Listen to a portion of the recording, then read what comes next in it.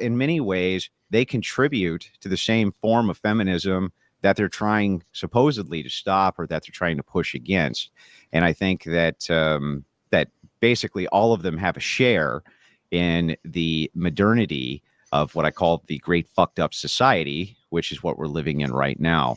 So I'd like to push back on a lot of your ideas about marriage, about a lot of your ideas about, sexual exploitation and things like this, which I consider to be quite frankly revolting. So I'm glad that Marcus is here. Marcus, don't take any of this personally. I'm going to be very hard on you tonight, just like I am everybody. But that's just the way I am. And with that, I'll turn it over. Richy, you're up.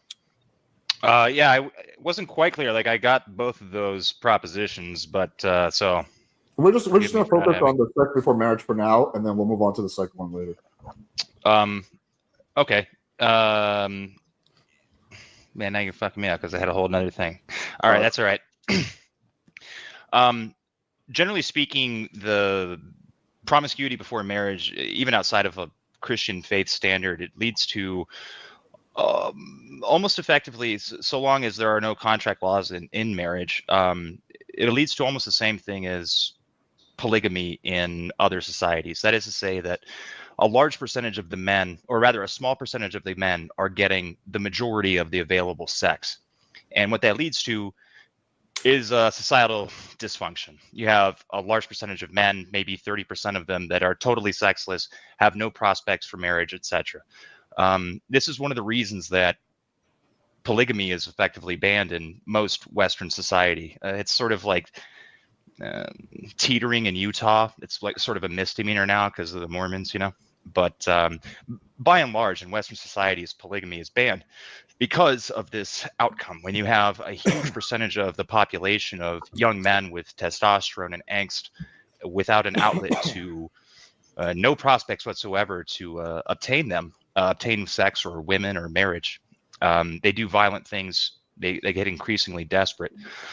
It's totally societally destabilizing. And just if we're talking strictly about marriage, I think that's probably the number one point that I'd stick on. Okay. Do you want to go first, Marcus, or do you want me to do it? You go, man. Cool. So, Richy, I pretty much agree with everything you said. We're just going to have disagreements on the prescription. Andrew did a lot of virtue signaling in his speech, but at the end of the day, we can all agree that sex is a key part of marriage. Dead bedrooms are a big cause of divorce. Getting married without having sex is like starting a business partnership without ever meeting that person. It can work out, but the odds are lower. There's many women that will not be compatible with sexually and otherwise, and if you blindly ignore that and get into a marriage, which is definitely risky for any successful man, then you're just setting yourself up for a higher chance of failure. Cool. I agree with Alex. I think you want to do everything you can to make sure you have the right person before you're getting married. I think you need to find out as much as you can about them. I think you should live with them. I think you should have sex with them. I think sex is a very important part of how you're going to interact with another person romantically. And to forego that, I think is a little risky for me. In terms of what Richy was saying, I would argue a little bit here in terms of, I think if you do have a society with a lot of casual sex, opposed to just having a society where everyone is monogamous, I think you're still going to have a percentage of men that are just clueless with women, having bad relationships and bad marriages. So I think actually encouraging people to learn to be in relationships, to learn to have better sex, to learn to interact with their partner in better ways is what's going to help that, as opposed to just say, all right, everyone, you need to partner up. Cool. All right, so we can get into the open panel portion of it. Ashley, we all trust you, so moderate. Step in when you see necessary. I guess I'll start with this, Richy, because you mentioned I'd like to push back if you don't mind. I haven't even heard anything yet. Yeah, but you did in your opening statement. You talked about sexual compatibility, and that's bullshit. So let's start with sexual compatibility, where you start off in this debate saying that you think that that's extremely important, but you negate to express that sexual compatibility with a partner grows over time, regardless of if you've had sex with them before you got married. So when you talk about sexual compatibility, that's something which increases over time anyway. You don't have to go and take the woman's virginity before you marry her. in order to have a successful marriage. In fact, the stats say otherwise, don't they, Alex? The stats say that if you marry a virgin, your marriage actually turns out to be pretty good most of the time. So sexual compatibility builds with two people over time. It's not just, oh, well, I must fuck her, because if I don't, there's just no way for me to know that I'll be sexually compatible with a woman. By the way, you're sexually compatible with almost all women. Okay, almost all men are sexually compatible with almost all women. The plumbing is universalized, Alex. Okay, let me respond to everything you said. So there's some half truths in what you're saying. All right, that yes, you can build sexual compatibility over time, but if you're really not sexually compatible, you need a solid foundation to build on. So if a girl is super into like kinky BDSM roleplay and you're super vanilla, you're probably not gonna find a middle ground. There needs to be that compatibility. There needs to be that chemistry. In terms of the second thing you said about divorce, when you actually look into the data, it does seem that for women, having more sexual partners increases her chance of divorce. But for men, having more sexual partners does not change your risk for divorce. Yeah, but it's a good thing that marriage has two people in it, huh, Alex? Men and women. So the stats apply to both of them. And if the stats apply negatively to one, then they apply negatively to both. That's one.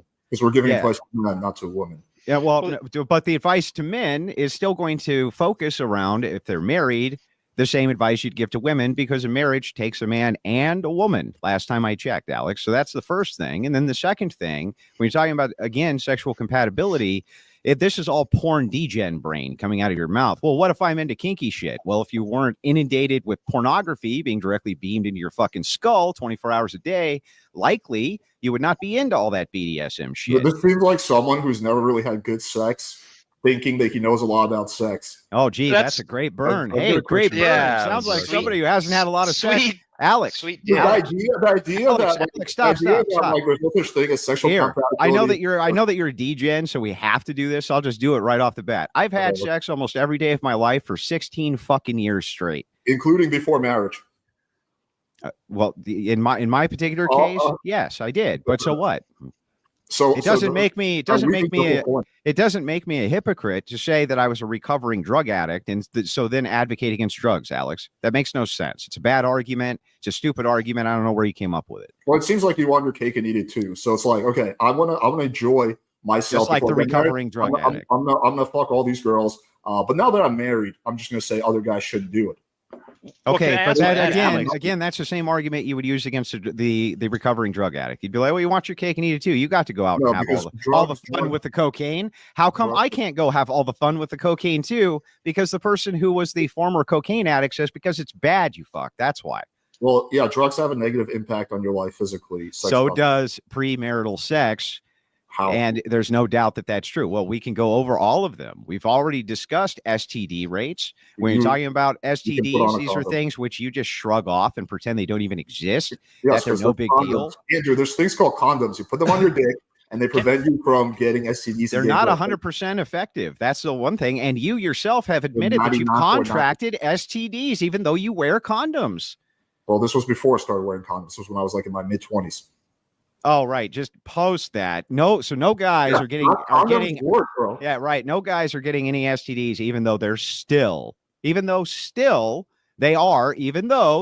condoms. Do you think that now, right now, is STDs? It's really rare that someone puts a condom on properly and then they still get an STD. That's okay, Alex. Not as much chance of that as you do by getting hit by a car. Okay, Alex. You're going to drive to work, even though there's a chance a drunk driver can kill you. I'll demonstrate this. You're going to wear a seatbelt to minimize. I'll just demonstrate it. You're not going to drink. You're going to take reasonable precautions. But if you're someone who's really paranoid, you could also get an STD test before you have sex. I'll demonstrate it, Alex. If you can right now, would you say that STDs are on the rise or on the decline? I believe they're on the rise. Last time I checked, they're on the rise. And so the thing is, though, is that the amount of training given to children now for how to protect themselves from STD is at an all-time high. So people know what protects them from STDs, and condom use and birth control. All of these things are also used more than they ever have been in history, yet STDs are still increasing. So people know that exercise is more important than ever. We have enough information on that, yet most of the country doesn't exercise. We know bad food isn't good for you, yet a lot of people eat fast food. And the problem is that most of those guys, they're just not wearing the condoms, right? You can give people all the information in the world, but if you're not going to utilize that information, it's not going to help them, right? You can talk about any kind of epidemic, STDs, drug use, obesity, all of that is on the rise, even though we have more information than ever. I think that's Okay, a bit so of a symptom of the pornography, basically. Like why is it acceptable to have having all these multiple partners? Increasingly, you have young women doing OnlyFans, doing like hyper degraded things because that's what gets them attention. But you had said earlier, it's like I believe Marcus did that. We want to have multiple sexual partners because we want to make sure we're sexually compatible before marriage. But wouldn't that also ultimately tend to lead to more and more depraved sex? No, I don't think so. My sexual preferences have been pretty stable for the last 10 years. I don't escalate in. What do you mean by depraved sex? Yeah. Maybe that's a bad word for you guys because I don't want to do the whole theocratic thing, but more and more deranged thing. Like so naturally, men have this impulse to have sex with women. Men don't naturally have an impulse to have sex with their anuses, for instance, right? But because it's like promoted and you got a girl that's into it, maybe you think that like it just. Oh, well, I don't know, because I this girl loves giving me hickeys on my left eyelid, or like whatever it is, right? Like just it needs to have more and more of a sensationalist appeal because your ultimate goal effectively is hedonism. The pleasure that you are obtaining is the goal. Richie, but right? you would agree that people hundreds of years ago had kinks, right? Or you would disagree with that? Where do you think these kinks come from? Not to the same degree. We know for sure what pornography, Marcus, does to your brain. We know that it desensitizes you just like exposure to violence does. So- Overt exposure to violence will desensitize you to violent actions the same way that pornography desensitizes you when it comes to being able to sexually orgasm, among other things. And just like all forms of dopamine hits to your brain, you constantly need to graduate higher and higher and higher in order to receive the same amount of dopamine. Men were not reporting sexual dissatisfactions or women at the same exact rates, not even close, since this data has been being compiled. Pornography is definitely a problem. It rewires your brain. We all agree with you I on think that. we can all agree all that agree. watching a shit ton of porn is going to degrade your sex life. I think we all agree with that. I don't think that those that are having premarital sex are watching less or more porn. I don't see the correlation there. You're So talking about two separate things. if we can all agree that Wait a second. Hang on. I'm sorry, Rich. I don't mean to cut in, but you're good. But I'm going. I just want to know, because your argument, Alex, was indeed that sexual compatibility was that's the most important thing. It's necessary. Nope, Marcus, hang on. Marcus says the same thing. I never said it's the most important thing. Okay, you said that sexual compatibility is indeed important. Okay, at least it's important. Okay, so the thing is, man, is if we're looking at that, and your idea, which Alex said, is what if you have a different kink than that chick over there? Well, these kinks and this type of thing, that is probably something which comes from pornography. If you're not exposed,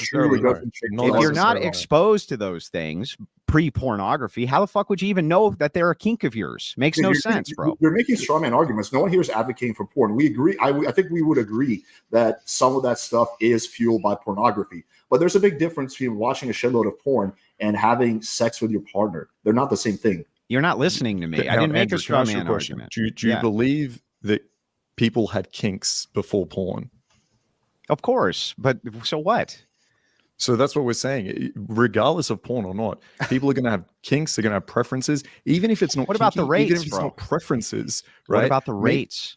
But that's not. No one's arguing with you against that. It's a little bit of a red herring. Like, let's say it's not a red herring. It is, because we're all agreeing with you that porn is fucking shit up in general.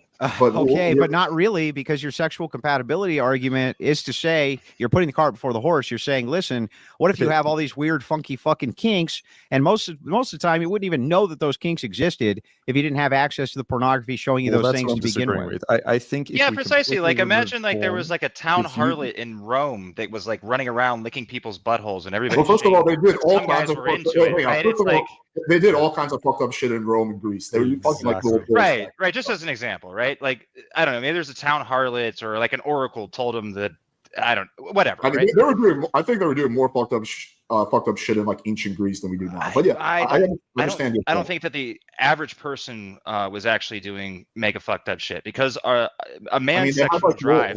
That they were made love to. A man's sexual drive is inherent in his biology. It's something that we were gifted and cursed with. Like, that's how we make babies, right? It's what makes us. It's what motivates us to do the right thing. Like, it's in our DNA. Licking buttholes is not. All right. Like, that's something that somebody was like got into and like told other people about. Like, Ashley begs to disagree. Yeah, I don't think you can really prove that there weren't kinks before porn. I agree that, sure, if people are watching a lot of porn, maybe they discover a little bit better what they like. Maybe it accelerates and they need a high level of the extremity of what they're doing. But to suggest that sexual compatibility wasn't an issue before porn, I think is crazy. I think even if you take vanilla people, you will find that they say they have bad sex with another vanilla person. Even if you take kink out of that completely, right? Some people just aren't compatible sexually. Like, I will still stand by that kink obviously adds to that. And if you're super kinky, it's going to be harder to find compatibility. But to suggest that everyone is compatible with everyone else, and the only reason they're not is because porn came about, I think is like ridiculous. Well, then, Marcus, why don't you explain to me, if sexual compatibility was such an issue, how come the divorce rates were pretty much non-existent inside of this nation for about 200 years? Religion, social stigma. Yeah, exactly. I think so. I guess sexual. Well, wait. So I guess sexual compatibility was not such a highly important thing in comparison to your religious convictions or duties. But a lot of those people were unhappily married. That's the thing. Exactly. Prove it. Prove it. Prove that they were unhappily married. You son of a bitch. You have no evidence for that. Prove that they were happily married. It's your assertion. It's your assertion. Happily married. It's your assertion. You have to prove it. In the 60s or 50s, there's an epidemic of a bunch of housewives taking insane amounts of drugs because they're so depressed. No, there wasn't an epidemic of it. That's a lie. There's an epidemic of it now. There is now. Yeah, there sure is. But that's the question. Let Marcus answer the question, please. Thanks. Yeah. So what you're telling me essentially is the only difference between now and I think you said 200 years ago or whenever it was, the only difference is that people are having premarital sex, and that's why everything is fucked up now. Is that what you're trying to say? This is one of those like Kathy moments with Jordan Peterson. And even though I hate that Spurg, you're just trying to rephrase what it was that I was saying. What I'm saying is that there are many factors, but pornography absolutely accelerates them. But when you're considering, I mean, we would have to make this a way longer debate to talk about women's rights and all this stuff and like how it's like sort of been subverted. But I'm really more strictly concerned with the prevalence or the acceptance of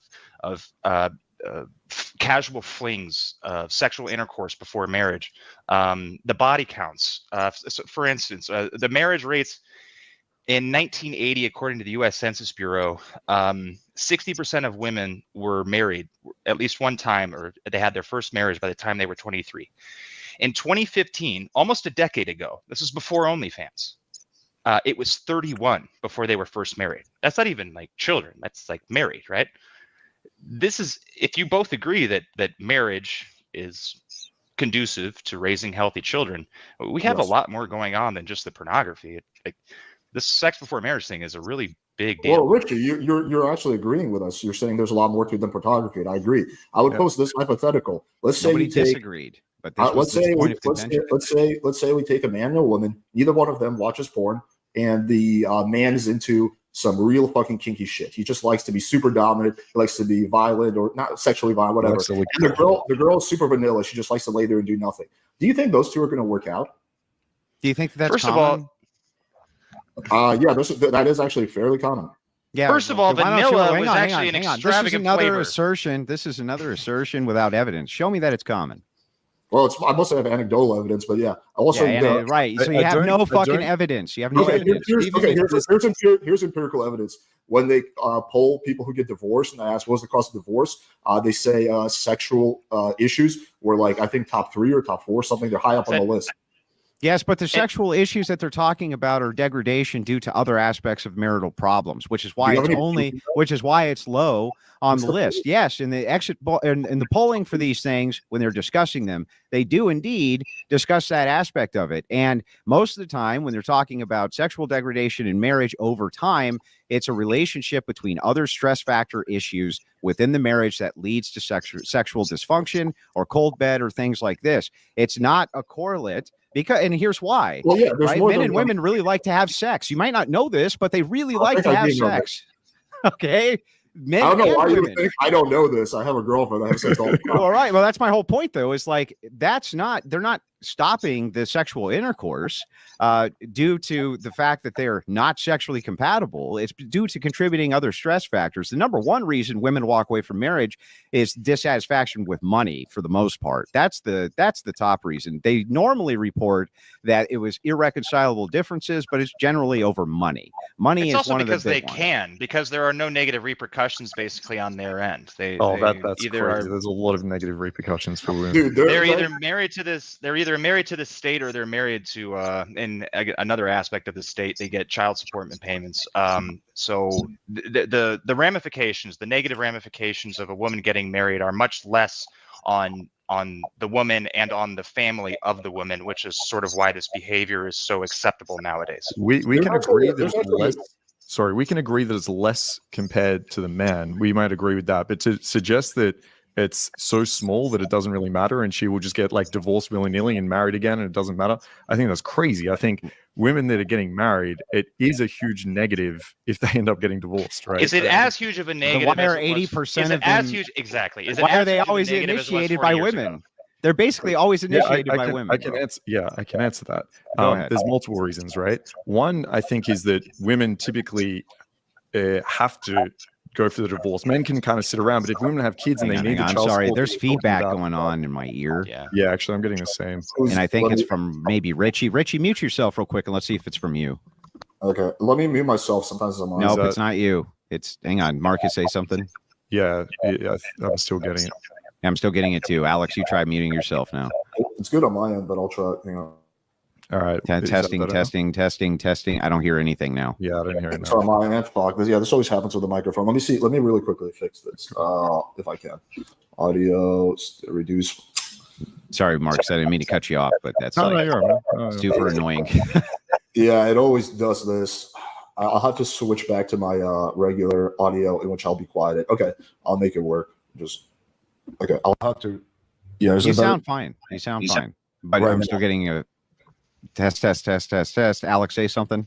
Yo, what's up? Yeah, no feedback loop now. We're good. Okay. Yeah, I just have to go with my computer mic, which is a lot quieter. So I'm gonna just try to adjust and turn myself all the way up and turn you guys like 20% down, so it's more even. You don't need to turn yourself up. You sound fine. It's the same audio level because we were doing the test. Same audio level. Yeah, Okay. it's Now it's pretty much the same, yeah, to me. Okay, cool. All right. No worries. Then. All right. So as I was saying, if women are initiating 80% of the time, which I haven't seen that stat, so I don't know how accurate it is, but let's assume it is, that doesn't indicate that they are better off or it's really easy for them just to divorce willy-nilly. I think it's probably easier for them or it's more beneficial for them compared to a man, but not compared to themselves being in a marriage. I think they're probably happier being in a marriage at first. And so I think that's the first thing. The second thing is the reason it's probably a little bit higher is that if you do split, women need to get a divorce for that child support, right? Whereas men can kind of just sit around and it's not a big issue or not a big rush for them. So I think that's probably the biggest reason it's happening. But either way, even if we do, I kind of do agree with you that it's a lot easier for a woman to get a divorce than a man, I still don't think there's a huge initiative for women and a huge incentive for them to be like, you know what, I think I'm just going to be happier marrying than divorce next year and marry again and divorce. I think that's crazy. Marcus, You know what welfare is? remember what I said when we did our call about the redirecting? Wait a second. So Alex, debates and conversations evolve. So anyway, back to what Marcus was saying. And by the way, we didn't redirect anything. This is a direct line of inquiry. So Marcus, nobody said or nobody was even discussing which sex it's easier for to get a divorce. We're discussing whether or not one sex is penalized over the other once a divorce is initiated. In this particular case, it does appear that men are much more heavily penalized than women for the initiation of a divorce. I agree. And- We all agree. Yeah, Wait, yeah, I agree. so want- how's that? So hang on. So how's that not an incentive for them to get a divorce? Then it's not an incentive. Okay, so if say we have a business agreement, right, between me and Alex from Playing with Fire, right, and maybe if I end that agreement, he will lose $2 million and I will lose $10 million, right? Mhm. It's going to be much worse for me. But at the end of the day, Alex doesn't want to lose $2 million either. So he's not going to do that. He's not going to break up from that agreement, essentially. So even What though if- I'm much more, even, What? even, What does that if- make sense? What if the business? No, it doesn't relationship make any was- sense. what if That's- the I business want to relationship was- redirect back to what Well, Kim that's was nice saying that is- you want to redirect back. We're having a No, conversation. we're talking about I want to premarital ask. sex. We're No, talking I'm talking premarital to sex. Marcus about this. Wait, hang on, What hang on. We're talking about premarital sex. Richie had a You're not the moderator, dude. Richie had a point. No, but we initially said we were going to talk about premarital sex. Richie We're Right, had so a, discussing. Marcus said in Marcus's All right. Thank you. Okay, but in Marcus's hypothetical, what if the relationship was more something like this?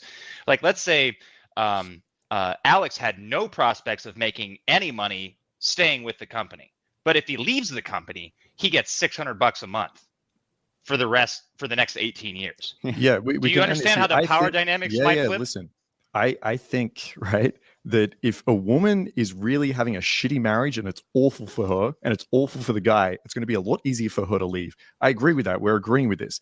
I'm just not agreeing with the premise that it's really easy and really beneficial for a girl to leave, that she's so incentivized that if she's in a happy marriage, she's going to be like, hey, you know what? Being divorced might be more fun. Let's do that. I don't think that's what's going on. That's all I'm okay. saying. There are literally families like this is called welfare queens, right? And it's like you're not supposed to say that, but this is what they do. So the government will literally incentivize women to have sex and have children with multiple different men, and for each man that can't pay for the child support, they get a check each month. Okay, so the more children that she has outside of wedlock and has in her house, so long as there's no man in the house, that's quite literally a stipulation from the welfare, she gets a paycheck for each of those kids. They're basically farming kids for easy. Do you know cheap how money. difficult it is? I'm gonna bring this back to This the is initial crazy. topic for a second. You I'm think gonna bring this back because I Go want to for it, ask a Alex. question. I want to bring this back. You ever been in the hood, Oh, that's dude? fine, Like, Alex. We're not Yeah, allowed to. yeah, I We're not used allowed used to live- discuss I this I used topic. to I live in get the it. hood. You can talk about it, but like I don't know why you're so determined to avoid the main topic of conversation. We're not avoiding anything. Well, Rich. so- this is so let- directly so in let me line ask with a question. marriage. What Let does me ask a marriage question. mean? You're not talking about economics. Like we're talking about premarital sex. My question is this: for Richie and Andrew, what exactly is the downside for a man to have premarital sex? There's many downsides. Okay. So the number one downside. Well, go ahead. You go ahead. So the first downside for a man to have premarital sex, of course, is STDs. Now you can point and say, but wait a second, some of these things are avoidable, right? Some of these issues are avoidable because, in modernity we have condoms and prophylactics and things like this. But this was not always the case. And when we look at that, we understand that the societies which promoted away from promiscuous sexual intercourse, especially with men, had much more virtuous societies. Every single time a man is out there having sex with a woman, he's actually devaluing the woman. You know that this is true. Both of you, and I went and checked Marcus's work out too, claim that the more sexual partners a woman has, the more devalued that woman is in the marketplace to men. Okay, so if that's true, then that means every time a man is out there banging a chick, he's actually devaluing the chick under your logic, right? So that would be bad for society. Just by itself, that would be bad for society. So you have a duty. You have a duty to greater society. Let me respond to the first point. So when they actually did studies on this, they looked at STD rates between single men and married men. They found them to be basically the same. And the reason for this is because married people are having sex without condoms, right, with their wife, generally speaking. And if their partner cheats on them, right, then the chance of them getting STD is much higher. Versus typically single men are more likely to wear condoms. So the STD rates is the same for married and single men. So your first point is mute. Now It's the not second true. point, Show me the data. Pull it over. do you want to see the study? Yeah, especially like to considering see I that. have a counter study from Healthline, where Healthline talks specifically about Well, what are let called Alex pleasure. Let Alex finish this point. We can pull the studies up. I want to stay on this point. I'll pull up the study while Marcus can go back and forth on this. Give me like 2 minutes. I'll pull it up. Yeah, sure. I would say given your point of devaluing women by having sex with them, right? This is assuming that everyone is being honest, right? So if a guy says, hey, how many sexual partners have you had? And the girl's like, oh, 200. Then I think a lot of guys are going to consider that a red flag and not want to be with this girl. And in that sense, you could argue that she's less attractive or devalued in your words. But the truth of the situation is that if a guy says, how many people have you slept with? And the girl is going to think that the guy is going to judge her for that, then they're simply going to lie about it, right? They're going to say, oh, 3, 4, like whatever a low number they think the guy will like. So, so you're basically what just about devaluing reputation? the data. This is the only, Right, yeah. but, This is the but only, what about two things? First, let's talk about reputation, which you do accrue reputation through promiscuity. There's no doubt that that's true. Women always accrue negative reputation through promiscuity. They're known as sluts, skanks, et cetera, et cetera, et cetera. Not only that, though, let's move on to the second point, which is this doesn't actually address whether or not it devalues the woman, the more sexual partners that she has, which you are now making the argument that it does. No, he's not. He is. If he says it's a red flag, let me ask you this: if there's a girl that goes around, hooks up with every guy at the club, by hooks up I mean kiss, but she doesn't have sex with any of them, right? Mm-hmm. She makes out with everyone at college. She has her tits out half the time, but guess what? She doesn't have sex with anyone, right? But then there's one girl that doesn't do any of that, sleeps with 2 guys. Who do you think is viewed more negatively in this situation? Okay, so I want to make sure I repeat the question back so I don't get it wrong. You're asking if a chick is promiscuous, if she acts in a promiscuous way, do you think that she's going to gain the reputation of being a promiscuous woman? Is that essentially the question? I'm saying, what would you consider more devaluing for the woman? I think promiscuity in general is devaluing to a woman, but the more amount of sexual partners that they have, that adds to the promiscuity problem and devalues them further. You seem to agree with this because if you state that a woman has 200 partners creates a red flag for a man, then this means the more partners that she has to reach whatever that threshold is, the less value she has in the day before she had sex with that new man. Yeah, I'm saying 200 for sure. I'd also consider 0 when a girl's like 25 years old, also a red flag. Why? Because if this girl hasn't had sex, then I'd be questioning whether, once again, she's any good at it, whether I'm going to be compatible with it. And if it's not for a religious reason, I'd also so the red flag is your hedonism? So the red flag is you're not sure that she could be a great fuck puppet for you? That's your red flag? I found the study, by the way. Go ahead, Marcus, and finish your point. Fuck puppet. I like that. I like that term. Of course I'm you going to call my girls from now. All right, we got the study.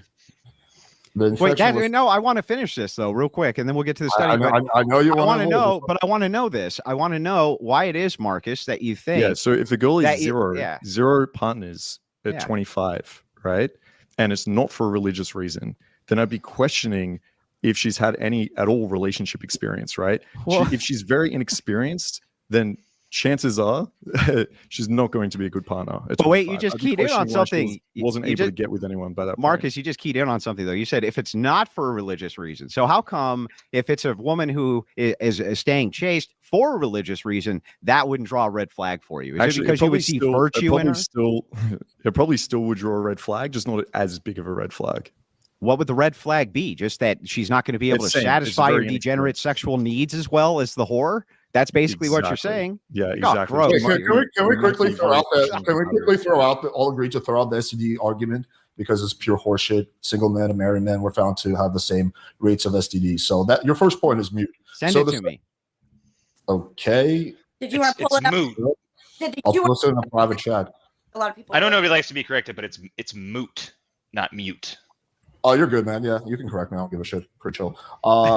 So the second thing here, I'm gonna post in the chat right now for you. The second thing you were talking about is devaluing the woman. So I guess I have to ask for clarification.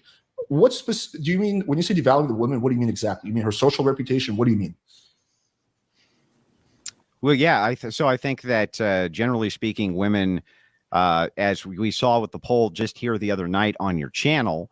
If a man would prefer to have a virgin even over a woman who had 5 sexual partners, the poll overwhelmingly stated yes. Why? Now, why is that? And it's a revolting factor. It's the revolt factor. So most men, generally speaking, become revolted, as you admitted on that same panel, by thinking about the fact that the woman that they're with might be having sex with another man or has had sex with other men. It's not a thing that you want to dwell on or think about, because it causes what I think is an impurity imbalance. So I think that men generally tend to be attracted to women who have some sort of purity about them, some sort of chastity about them, because these are virtues, and men tend to see virtues in other men just like they do in women. And what are the virtues we're looking for in women? We want loyalty, chastity, and virtue. And those things, I think promiscuity is a good indicator as to whether or not a woman has any of those things, especially the virtue aspect. Promiscuous women tend to suffer from mental illness. They tend to suffer from all sorts of issues, often coming from single mothers, among other huge problems. So, yeah, I think that this is the red flags Andrew, you're looking at would be virtue based. Andrew, would you say that you have a successful marriage, happy marriage? Yeah. Okay, but you and your wife both had sex. So how do you guys view each other positively if you guys both didn't have your virtue when you got married? So we both reformed to Christianity, like so many people do. But that doesn't change your body count. Yeah. So what? And by the way, pointing at exception. Your wife is attracted to someone who has. But let me tell you, I'm going to try to tell you this so that you understand that, because this does follow. Assuming that I could have all things equal and could have met my wife and she's the exact same person she is, but had never had sex with a man before me, I would choose that. And so would every motherfucker given the choice. Okay, but it seems like you're still able to have a successful marriage, even though neither one of you guys had your virtue when you got married. Doesn't mean it's optimal, Alex. I mean, well, right, precisely. About.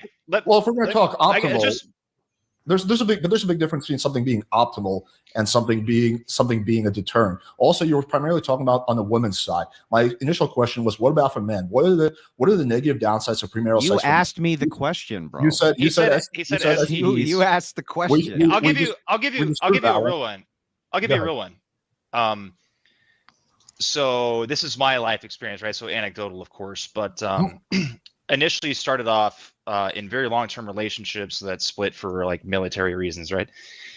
And after that, I sort of got jaded and became agnostic and just became one of you guys, right? And I was just smashing anything that past me, and I'll tell you what it leads to. It leads to zero fulfillment, basically. Like if your life is surrounded by satisfying your own carnal pleasures, you become hollowed out inside it. I don't care if you're religious or not. You eventually become very jaded about how the world works, about how women function. You stop looking at them as people with like a totally different perspective on life, and you start looking at them as objects, right? And I mean, they are. I'm just kidding. But the the reality is like it's unfulfilling, and the only way that I can see to feel like connected to any sense of I don't want to do the theologic thing, but any like soul, right? Like any like I'm doing the right thing. I have a purpose in life. Is really like serving other people, and you're not serving other people by constantly just finding the next hot piece of ass to smash. It doesn't. It's detrimental to your well-being long term. Look at Richy, but I can tell you there's a lot of married and former married men who are also super bitter towards women. So I'm not gonna disagree with the fact that there are some single men who live unfulfilling lives who are not happy, but that also happens with married men and formerly married men. In fact, I think that guys who have a unhappy marriage are probably going to be the most bitter and resentful. Right, but this is like the Naxalt argument, right? Like not all X are like that. Right. It's like, okay, what are the outliers here? Yeah, well, right. Let's not focus on the outliers then for a second, right? Because we've been talking about like very promiscuous women. What if we're just talking about, say, Richy, instead of going through that phase where you were just fucking around, you were just trying to get laid, there was zero fulfillment. Let's say you weren't doing that. Let's say you were actually looking for a partner. And let's say you met someone, you've been dating him for a couple of months, it's going really well, this is someone you can see yourself with, and then you have sex, right?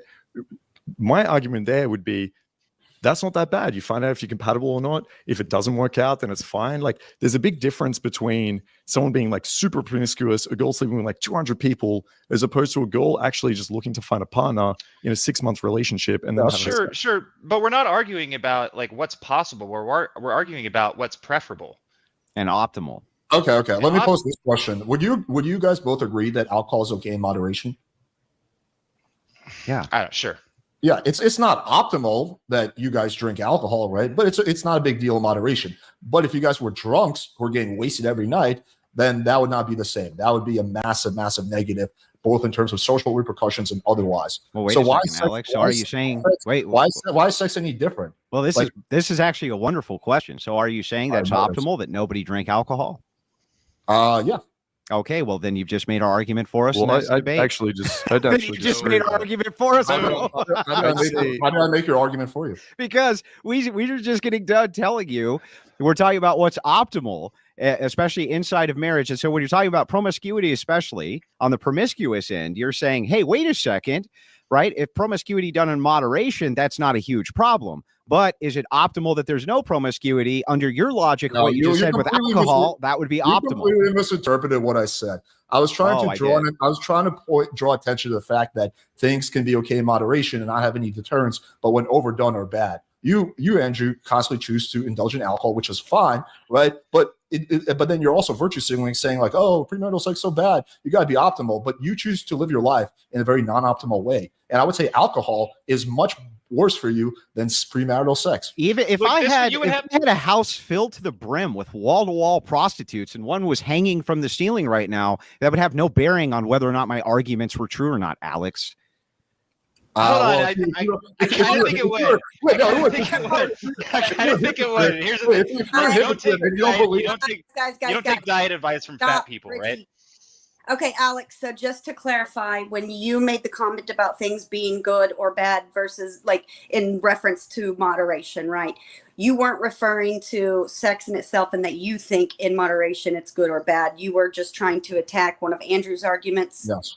from Yes. his point of view. So you're not conceding that point of view. Yeah, but I rolled it back. I So he think did, and he Andrew, did I think concede. Andrew knew that, but he thought he could get a dunk on me. But yeah, I did, because I was under not your saying that. logic, if we're My talking about- core argument is that premarital sex in moderation is a good thing. Oh, okay. So then But- alcohol, so drinking What's- alcohol in moderation is a good thing. What's in Well, moderation? It's They're not. not- It's they're not not an exact analogous. analogy. Well, right? wait, if He's it's not picking analogous, apart- hang on. he's If it's picking not apart analogous, that then why analogy. did you bring it up as an example, Alex? Because I was picking talking about apart the extremes. moderation part. Yeah. Well, exactly. wait, I thought it's not analogous 5 minutes ago. Now it's analogous. Now it's not analogous. Is it analogous or isn't All right, it? you want to choose if you want. No, he needs to answer my question, Marcus. Is it You analogous or already isn't had it? it. I You can already answer have any it. question I want, so I don't need to do anything. But I will Oh, answer so you're not going to answer. So answer it. I'm I mean, about to. you If can you get just dunked on. like don't talk for 10 seconds, I can answer the question. Yeah. Are you done? Can I answer, or you want to Go ahead. on okay. So the point I was trying to make is about how things that are in moderation not have a social deterrent effect, right? So for you, drinking in moderation does not have a social deterrent effect. However, alcohol has negative physical qualities, which makes it better that you don't drink. Sex in moderation doesn't have a negative social negative effect. In extremes, if your body count, if your body count is like 300, then yes, I will agree that there's a negative social effect. But in moderation, it does not, similar to alcohol. However, sex doesn't have any negative physical issues. Hence, the second part of that doesn't apply. Do you understand? So I just want to make sure I get this clear. Okay. When you brought up the example of alcohol and you said to me, Andrew, if you drink alcohol to excess, is that a problem? And I said, yes. And Richie said, yes. Okay. And then you said, what about moderation? We said, no. And you said, so the same thing happens with sex. I asked you, okay, well then is it optimal to have no alcohol? You said, yes. So if it's analogous to that, then my counterexample is also analogous, and you are conceding that it would be optimal then. Do you understand that? I am absolutely 100% not conceding that. I don't know if you're doing this on purpose or not, and maybe I'm not explaining myself correctly. I am doing it on following- purpose. It's good I for was you. I was purely talking about social repercussions, social image. With alcohol in any amount is bad for you physically. Sex is not bad for you physically. Alcohol in any amount is not bad for you physically. That's a lie. Okay, I completely disagree with you on that, But but the that's whole point of an 100% analogy I'm gonna is have to that follow you're comparing Andrew's one logic. part of it, not saying that it's the exact same thing. Yeah, I'm not So you're saying everything's alcohol, exactly the and then instead of talking This is about the why moderation analogies part, are a bad you're talking about argument. the health effects. Well, You're you not talking can't about the bring health up, effects. you can't bring something up, and then when I give you the counterexample to the thing you considered analogous 2 seconds ago, and then turn it around on you, saying it's no longer analogous. That's absurd. Okay, so on dude, there's you're multiple. fixing a Oh my different god, this is so crazy. There's Well, multiple. on this point though, that's why I want a clarification from you, Alex, and then Andrew clarified. I will say that I kind of agree with Andrew on this one from a moderating standpoint. Like, you did bring up an example, he did counter that example right back, and that's the way it. That's fine, but again, I'm talking about only about social repercussions in that. Maybe I should have specified that. But yeah, I'm talking about social repercussions. The difference between alcohol and sex, once again, is one of them has a physical negative effect and one of them doesn't, which is why it's different for alcohol, unless you're Andrew who doesn't think alcohol is bad for you. Alcohol does in any amount is not optimal, versus sex is different because there's no negative physical side effects. In fact, it is a good form of cardio, so you can make an argument that's positive. So that is the difference for like the 25th time. So then are we going to state then that actually using alcohol as a comparative to promiscuity is not analogous, so we can just move on from the point? In terms of social analogy works, right? Like in terms of socially, it is. In terms of the rest, in terms of socially, it is. That- So if I'm using it as a social example, then, which is what you're using it as, and we're talking about the social repercussions of what is optimal, and you say zero alcohol is optimal, why wouldn't you apply that to promiscuity, Alex? Because I've explained to you like 20 million times, because one of them has a physical downside and the other one doesn't. Alex, do you if not I understand? found that, Let me try to explain this very simply. Okay. When it comes to certain Use things, small words. there can be, I will do my best. There can be physical and social negative outcomes that follow, right? With alcohol, in moderation, there is not a negative social effect that follows, right? But there's still a negative physical effect. In extreme, there's a negative social and physical effect. With sex, in extremes, there's a negative social effect. In moderation, there's no negative social effect, but sex does not have a negative physical effect. Hence why you cannot make the point that just because I say that no alcohol is optimal, no sex is optimal, because one of them is physically bad for you. One of them is not. Is that not clicking? Okay, so what your overall argument is, let me make sure I repeat it back to you. Please You're do. saying that when you're talking about alcohol, if you use alcohol in moderation, right, that there is still some physical downside to it, but there's just not any physical downside to having sex in moderation. Is that correct? Yes. Yeah, there is, but there is though. There's pregnancy that can be a downside. Even having sex just one time can lead to that. There's STDs. Oh, we already Stop. I just let you give your entire argument. STDs, but you're just going to repeat Stop. yourself. Alex, you didn't disprove my point. Even if I conceded to you on the STDs, it wouldn't disprove my point right now. So listen very closely. Listen, yes, I can. Listen very closely to what I'm. How would you use it, bro? I just let you talk. Are you going to let me respond or not? Well, yeah, just don't use things that we already disproved. Go ahead. Okay, you haven't disproven this. Okay, even if I conceded on the STD front, it would not disprove this. So the short-term ramifications of sex, there are potential physical downsides that only needs to be proven true once. That's it. So, okay, and if you concede that it's true even once, then you would have to concede on this point, Alex. Listen, there are because consequences for almost everything we do in life. Right? That's right. Every I agree. medication you take is going to have a possible negative effect. Doesn't mean agree. you shouldn't do it. Doesn't mean it's not good for you. Then he's a hypocrite. I think the argument here is the guy less premarital sex, and then talking about anti-premarital sex. Okay, what is the risk and reward? You just said that there's zero physical ramifications for having sex. That makes sense. Yeah, that's insane. Fucking insane. Yeah, if you have a safe sex, in moderation, there's nothing. Okay, so now it's a different argument. So the thing is again, when you're talking about this. Yeah, and even then, what? Like, we're using birth control or we're using condoms? Well, like, those aren't 100%. So even one time, there's still a physical. Guys, condoms. You put it on your dick. It prevents the jizz from going to the girl. She doesn't get pregnant. You don't get STDs. It's very simple. Do you have? Doesn't prevent her pubis rubbing against yours if she has open herpes sores, does it? Okay. Marcus is Alex's partner. Marcus wanted to elaborate on Alex's point. I think that's fair. Go ahead, Marcus, and then Richy, you can rebut.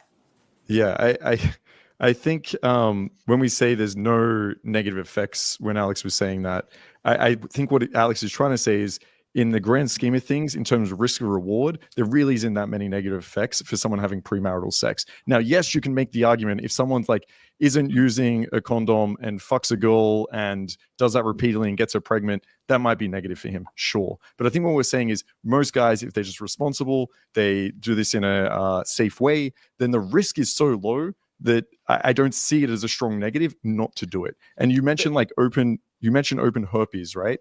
HSV1 is like 90% prevalent already, and that's amongst kids not having That's bad. sex. That's right? not good. And by the way, you can get HSV without having sex, without having most people are born with sex at it. all. Yeah, you So can. to say that the reason not to have sex is because of risk of HSV 1 or 2, again, I don't think we didn't say that. It's straw man. well, okay, well, what were you saying then?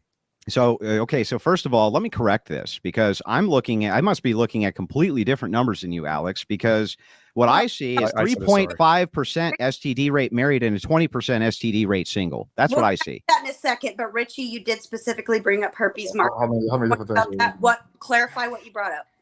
No, it's fine. It's what I'm saying is that if you wear a condom, it doesn't prevent you from getting herpes. And you're saying, oh well, like so. Here's the problem that you guys have. This thing can get you herpes. You're operating from this like this science framework, right? So it's like every problem that science. Like I'll give you for instance.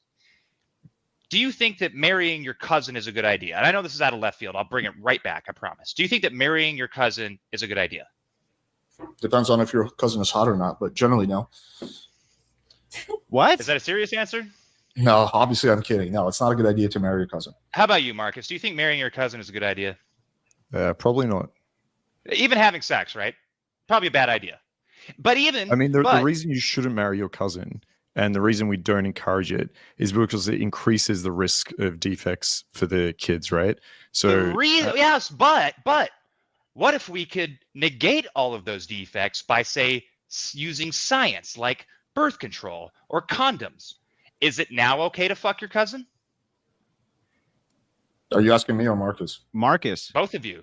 I'd have to think about this honestly, right? You'd have to think about. You have to think about whether or not it's okay to fuck your cousin. If you could create a world, right, where hypothetically there were no risks, there was nothing wrong with fucking your cousin, there were no birth defects, anything like that. If that world existed, then I'm sure we would all change our opinions on that. What about your mom? Could you fuck your mom, bro? Could you fuck your mom? I'm sure if we looked at animals, right, that fuck their cousins, we don't think it's weird or wrong or anything like that. I think if we did live in a world where there was zero consequences for that whatsoever, the reason we what about your mom, Marcus? Can you do it? Wait, listen, hang on. If you protective sex with your mom, Marcus, would that be okay? Hang on. If there's no defect. My mom. What I'm saying is, if we lived in a world where there was no negative effect whatsoever, then our views on sex would change. 100%. We have that world, right? If you look in the Middle East, a lot of people actually set up marriages with their cousins. It's actually very common. And India, China, bad. But Pakistan. I would say bad effects. I would say I'm against that because of the risk of the defects to the kids. But my point is, in a different culture, in a different world, in a different environment, our views on what is right and wrong is going to change depending on that. Okay, now, so course, Marcus, what are your views? We're all going to have this visceral. Well, he already outlined his view is he's not pro marrying your cousin. But yeah, like lawyer. Yeah, but what about fucking your mom? What about fucking your mom? Yeah. What about that? We're both going to say no to that. Why? Yeah, exactly. Why? Personally, because I find the idea revolting. Yeah. Because it's so if it's revolting, that should be a policy prescription for people. That's the thing you advocate against is whether or not it's revolting. It's like, should I be able to discriminate against homosexuals because I find it revolting? You asked, would we? Andrew, why do you think it's wrong? Because you're very interested in it, and we said it's I revolting. want to hear your answer on this. Because I have biblical grounding from God, which states that it's emphatically wrong to have sex with your mom. Do you need God to tell you not to fuck your mom? Do I need God? Do I need to have grounding for an argument? Yes, I have to have grounding for an argument. You can't even say whether or not we should be able to fuck our cousins. So can you fuck your second cousin? Very clearly. Okay. Yeah. Wait, you literally need Richie, religion to figure out that you should not fuck your mom? No, do I need to have grounding for an argument? Yes, I do, Alex. Isn't that insane? But back to Marcus, I am wondering. You don't need religion to know not to fuck your mom. You guys are just spurgy. You won't even let us follow up on the question. No, let us follow up on our question. Shut up, Alex. We're not done following up on our question. Before you got Alex, stop trying to bulldoze me. It's not going to work. Alex, it's not going to work. We're not done with our inquiry. We're not done with our inquiry, Alex. Stop trying to bulldoze, Alex. Stop spurging, Alex. Stop. Before you Stop discovered spurging, religion, Alex. We're not done with would our you line have of fucked inquiry. your mom? You're obfuscating, Would Alex. you have fucked your Ashley, mom? You're just before obfuscating. You're you obfuscating. discovered religion. There's Oh, only your so much mic's I can. Would cutting you out. have fucked your mom before you discovered religion? You're obfuscating. Just answer the We're- question. And I'll answer it as soon as we're done with our line of inquiry. I promise. So back to where we were asking. For 10 minutes now. And so have you. And I answered all of them. I'm just asking a follow-up question. All right, Richie had a question about fucking cousins. I get it. It's very important. Marcus started to answer it. In a perfect world where we couldn't get our cousins pregnant and have defected babies, then maybe we would all feel differently. Now, Richie, you said you would bring it back. You promised you would. Bring it back, baby. Let's go. That's literally what I was bringing you back to. Okay, well, then Is sexual morality okay? So if your argument is basically, it doesn't really matter. There's no negative ramifications for the man. I would argue that there absolutely are negative ramifications for the women. There are also the men, but less so. If we're making these women less valuable, like there is a good person undertone, like whatever you can think, like, oh, there's live free, all this shit, and it's like, okay, well, how far do you really take that? If you can fuck your cousin and not get her pregnant, can you fuck your cousin? You said, oh, well, maybe in Pakistan it's a good idea. Well, that's a fucking obviously terrible idea. But that's literally what Marcus said. In different parts of the world, that's fucking not, your cousin. that's not exactly what I said.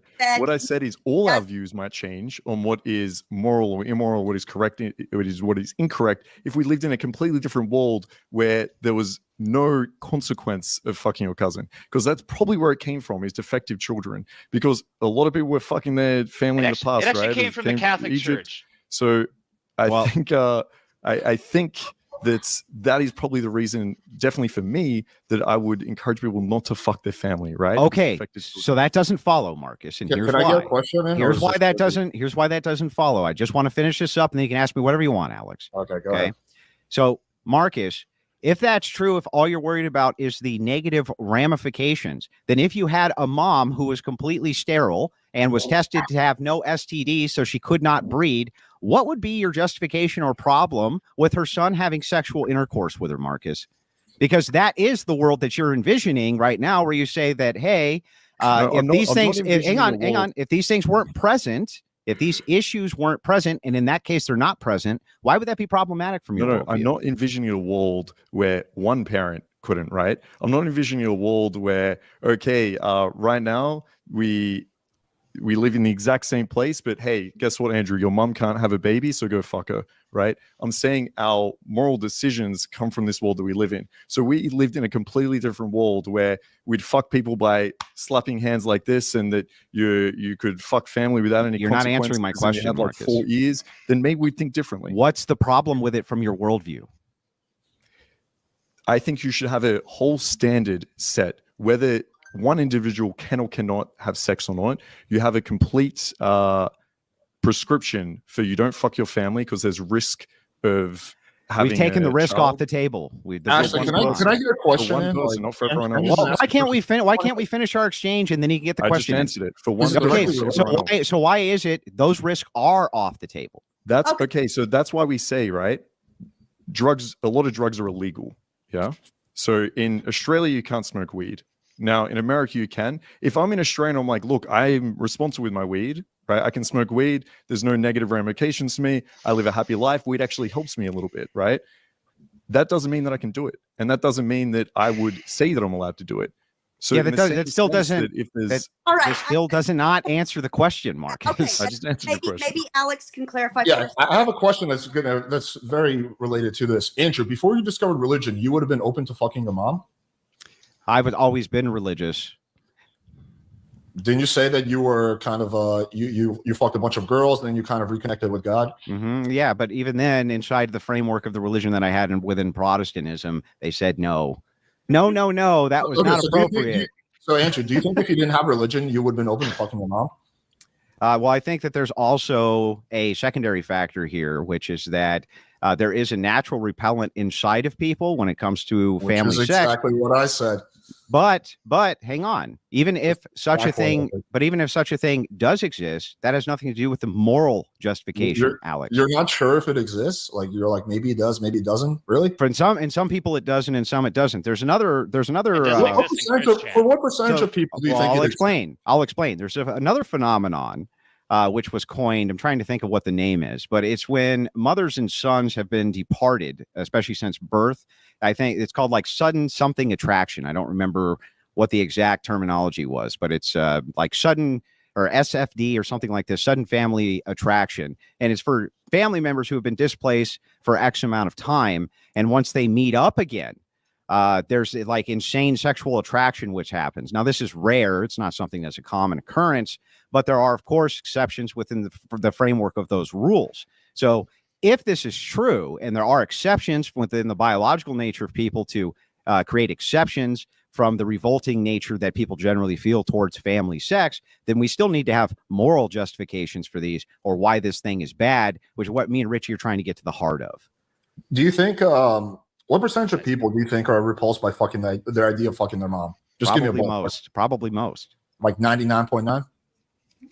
I don't know if it's that high, but I would say most, an overwhelming majority. The vast majority of people, right? So you just literally proved my earlier point, which is what I was saying. You might have an additional reason not to fuck your mom, which is that your Bible tells you not to do it. But most people are repulsed by the idea, and that's enough motivation. That's enough motivation for them not to fuck their mom.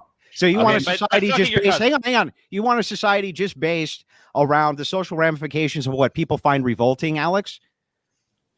I think that fucking your mom is generally not a good idea because most people, I think, we're hardwired to find it revolting. Yeah, generally not a good idea. Okay, so but is it immoral to do? What moral framework are you operating? Are you asking any moral frame? I don't care. Whatever moral framework you want is, from your perspective, is it immoral to fuck your mom? Not whether or not you find it revolting. Yeah, I would say it's immoral as well. Why? We're just going to go down the tree of like why deontology. Okay, why? Because that's the set of beliefs I have, and I know where you're going to go with this. You're going to ask me why.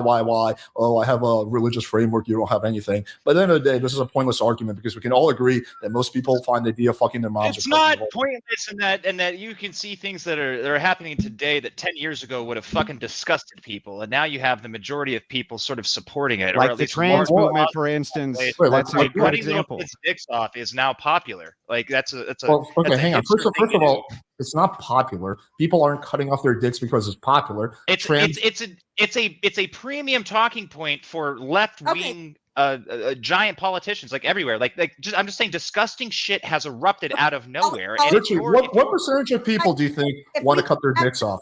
If we can actually One in five Zoomers are reporting. 1 in 5 Zoomers are self-reporting. No, Zoomers are not reporting that they want to cut their dicks off. No, I didn't say that they did. I said that they are reporting that they have become LGBTQ in some way, shape, or form.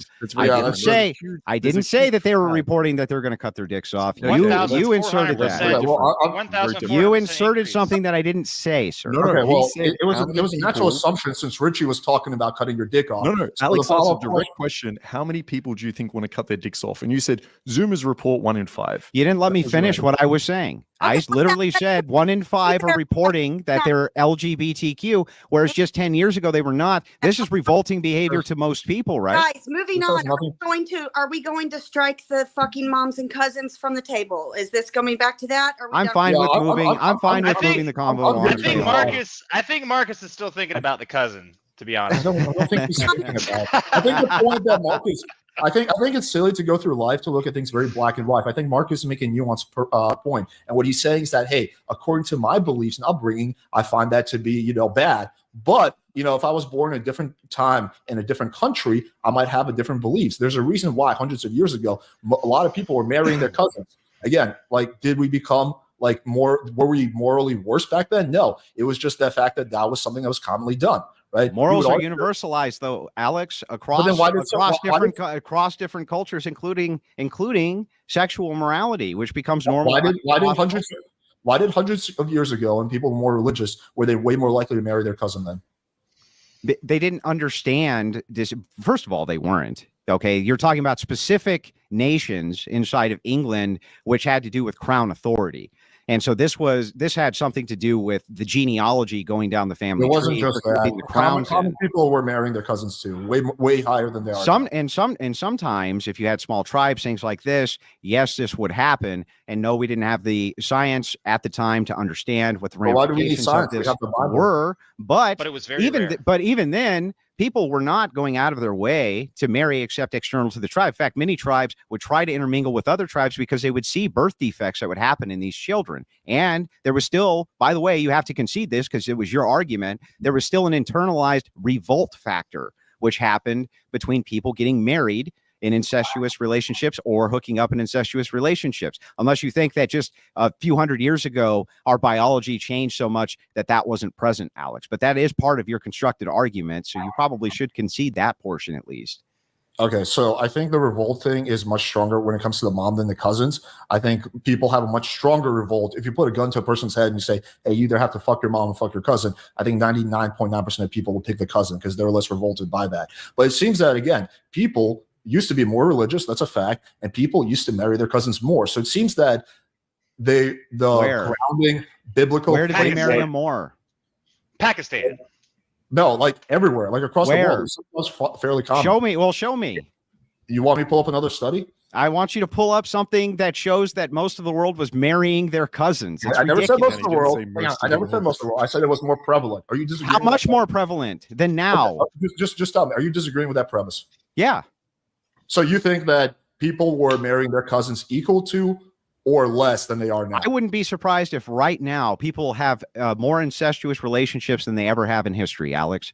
Okay. And that also stands to reason, even if we do it per capita, because there's 8 billion people on planet Earth, it would not actually surprise me if there was more incestuous relationships now than there ever have been on planet Earth ever. Especially since the most recent data that I saw on this was how much incest has become prevalent as a hidden societal backdoor. So people are engaging in this activity without publicly admitting that they're doing it.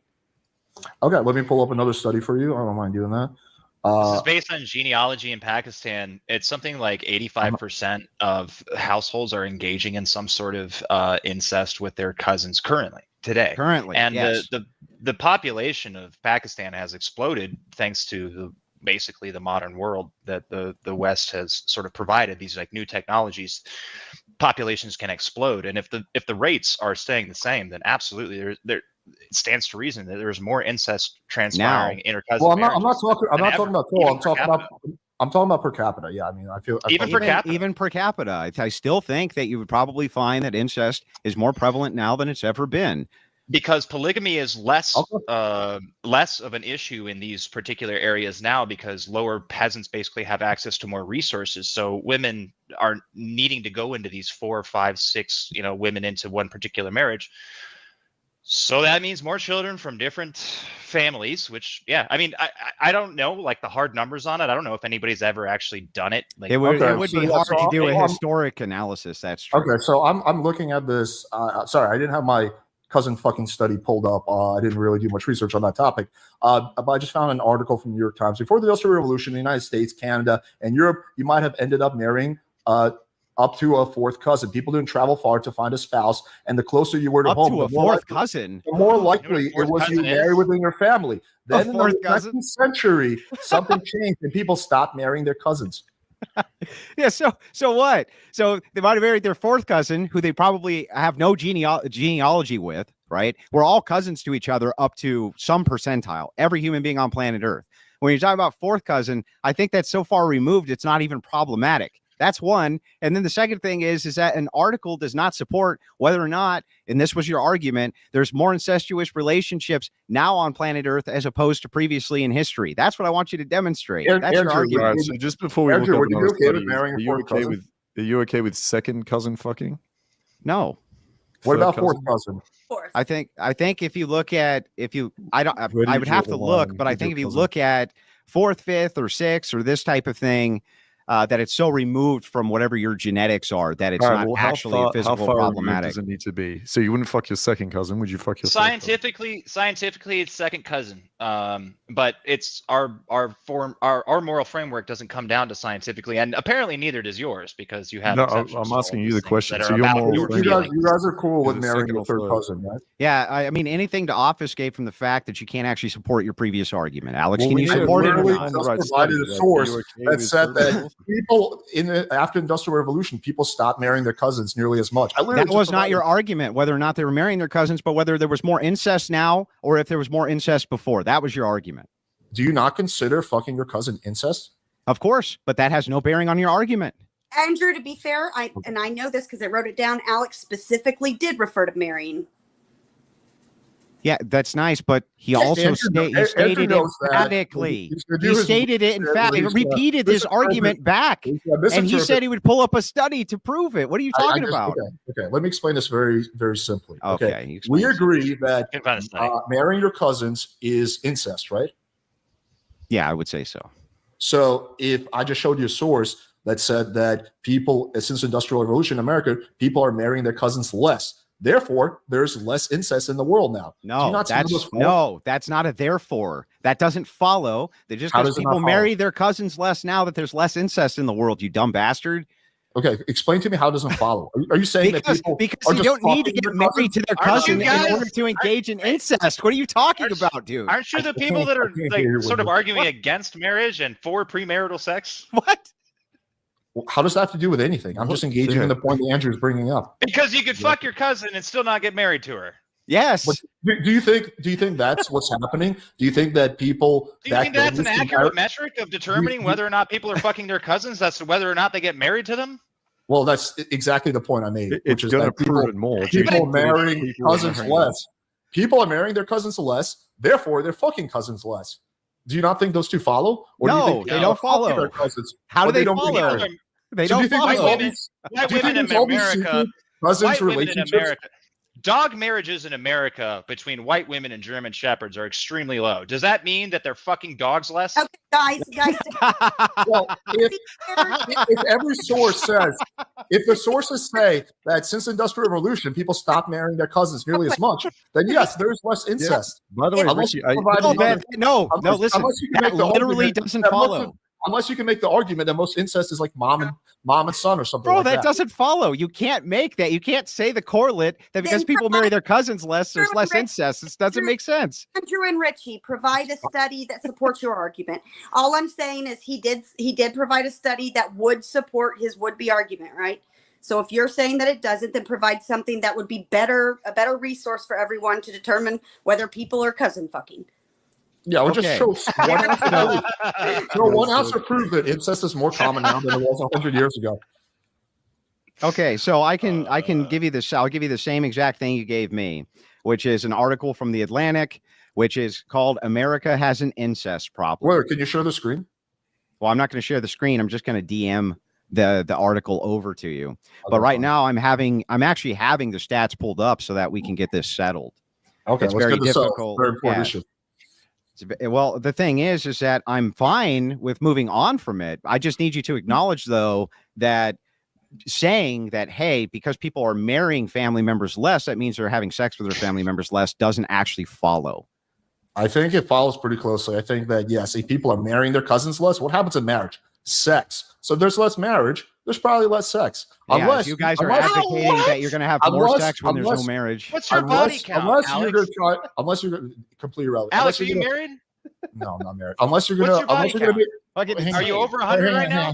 Hang on. I'll happily answer that question once we get through this. My body count is irrelevant to this point of discussion. Unless, Andrew, you're going to make the argument. Unless you're going to make the argument that even though there's less marriage between family members, there's still a lot of hookups between family members. Is that your argument? I think that, especially now that you have blended families and single motherhood, yeah, probably. I think that the incest rates now are probably more prevalent than they ever have been throughout history. It wouldn't surprise me a bit if that was true. Pakistan was also given as an example for this, by the way, where you're talking about such an overwhelming amount of the population. We did give you data on this. Okay, so that's one. And then the second thing, I haven't seen any data on it from you. Not only did I just texted you this, but we brought up Pakistan. That is a data point, bro. I'm looking at the whole world, not just Pakistan. Yeah, but if an entire nation is almost this study is okay. Let me take a look at this article. Are you saying that what you showed me is saying that there's more incest in Pakistan now? In the private chat, I don't give a shit. I'm just saying, like. Yeah, if you'd show them in private chat, then I can look at it as well. It'd be great. Yeah. Which part of the article that you send me, so you can save me time, where do they talk about how there's more incest nowadays? Alex, I gave you the same exact argument back, just using an article. I'm not claiming that there's a followance that just because America has an incest problem, that means it's more or less prevalent. But your argument is that that it's more prevalent or less prevalent now because people marry their cousins less, that incest therefore must be on the decline. Not only does that not logically follow, but the logical structure of the argument doesn't even make sense. Provide me a source that there's more incest now. That's all I was saying, Andrew. Andrew, what you sent me doesn't prove that. It talks about Andrew for the. He made a logical argument, dude. I just demonstrated this logically. No, it's been demonstrated. Anything you haven't provided. The article you sent me has nothing to do with increasing incest rates. Can you provide me one data point that shows that incest is more common? Alex, it's your argument. Oh my God! Here we go. Here we go. Why were you talking about incest in the first place? What was Richie's point? My whole point was that you guys don't have an actual moral framework for any of this. This is basically just like a tired argument. Your entire justification for everything. We don't even have to get into that. I'm fine with just staying with whatever the realm that they're on. They don't want to get into like pre-sup and things like that, Richie. I'm fine with not doing that. So back to this though, if you're talking about the prevalence of incest, right? It's literally been estimated to be as high as 20%. 20%, bro. Well, what was it before? Well, the thing is we don't have good and adequate research to determine what it used to be. But your argument was that, your argument was, hey, because there's less marriage, that I'm going to make the bold claim that means there's less incest. That doesn't follow. Okay, all right. So, guys, I took it as Alex actually had some kind of data to provide provide for his opinion, right? But moving on back to topic, do we want to stay on the incest thing? Yeah, I'm fine moving on. Let's move on and let's get it back to topic, back to men and women, back to what the whole debate's about. Can we do the other proposition? Hold on, guys. Let's wash this one out. I'm not going to count this as a W or an L for either side. We're going to wash. Sure. Okay. Yeah. I was kind of curious because the other proposition was what was it? No fault divorce. Can we move into that? Yeah, sure. Is everyone good to move on from this topic? Yeah. Yeah, if I could take a piss real quick, I could still hear you. We got kind of bogged down in it. But to be fair, this is good content. Nobody's been ever been called out for cousin fucking on YouTube. That's a good one. Yeah, it's all in good fun, you know. Yeah. Anyway, back to no fault divorce. My position on it is that we should get rid of it as quickly as possible. That it's detrimental to society. It's been detrimental to society. It's going to remain detrimental to society. That you should have justifications for divorcing. After all, you did give your word and you did make an oath, and men ought stand by their oaths. Do you think that should apply to religious people or secular people as well? I think that secularists would largely agree that they should stick by their oaths. Yes. No, I've asked you a direct question. Do you think that no fault divorce should not apply, should be removed for secular people as well, or just for religious people? Yeah, I think it would be a step in the right direction for secularists as well, though it's not my primary concern. My primary concern is with the religious. I still think that from a secular standpoint, it still makes a lot of sense. Didn't you say in the previous debate that you believe marriage should be mainly adjudicated by the church? Like the church should have supremacy when it comes to that, and the government should not have a role? Yeah. So who's going to enforce no fault divorce? Is going to be, because it's a legal law. It's not a church doctrine, right? It's not the church that's causing no fault divorce. It's a law. So how can the church be in charge of marriage, but at the same time you want to change the law? Well, you have to separate the two entities. So if we're talking about at this point secular marriage, we would say that this is a state enforcement mechanism.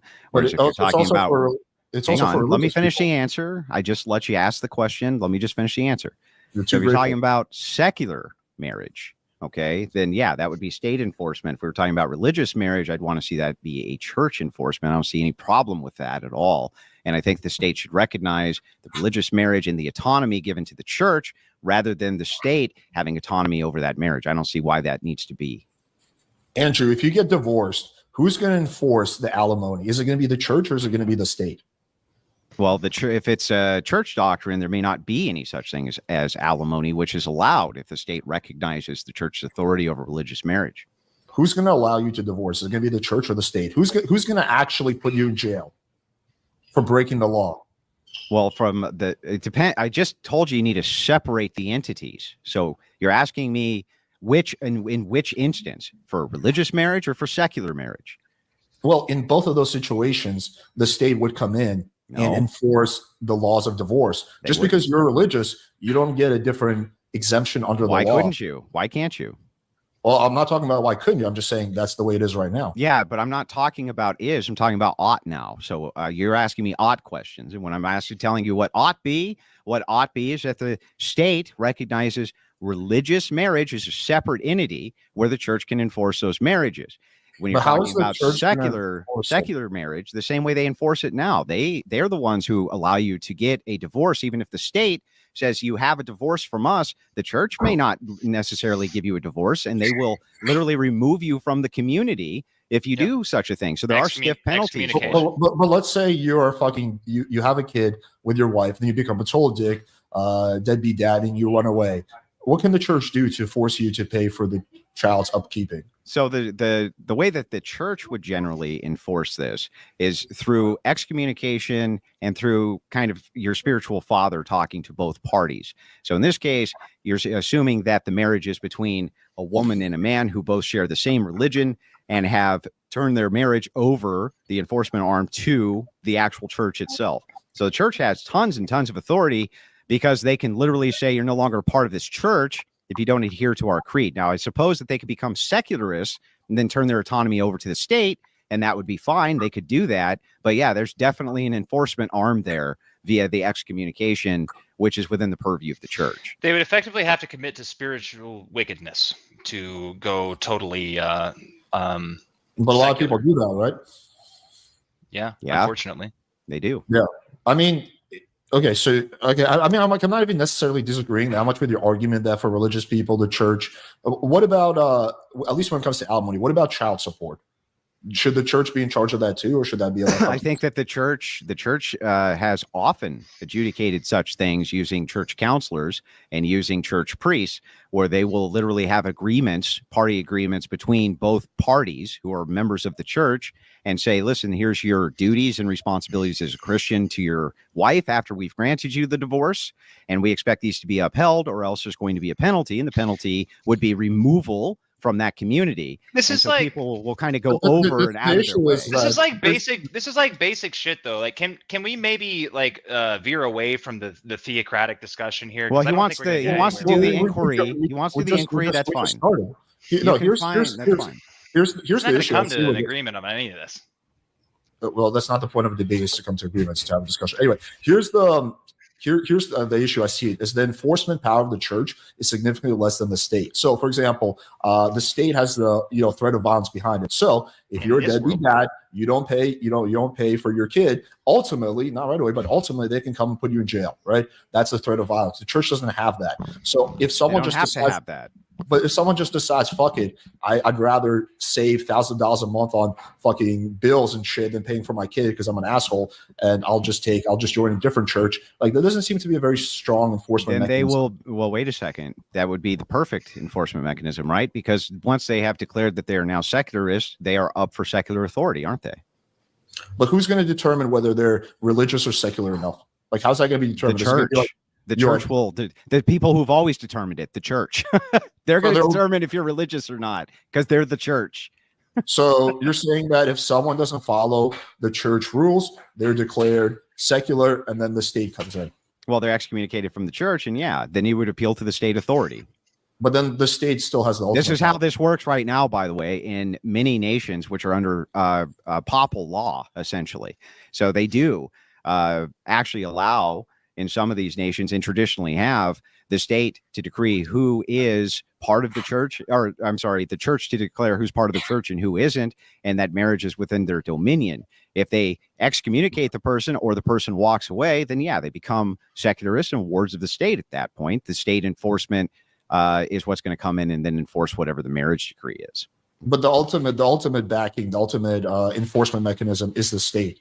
right? Because the church, if someone's not following the church rules, the only thing the church can do is declare them to be non-religious, at which point the state can come in. But still the state that has the ultimate power in this situation.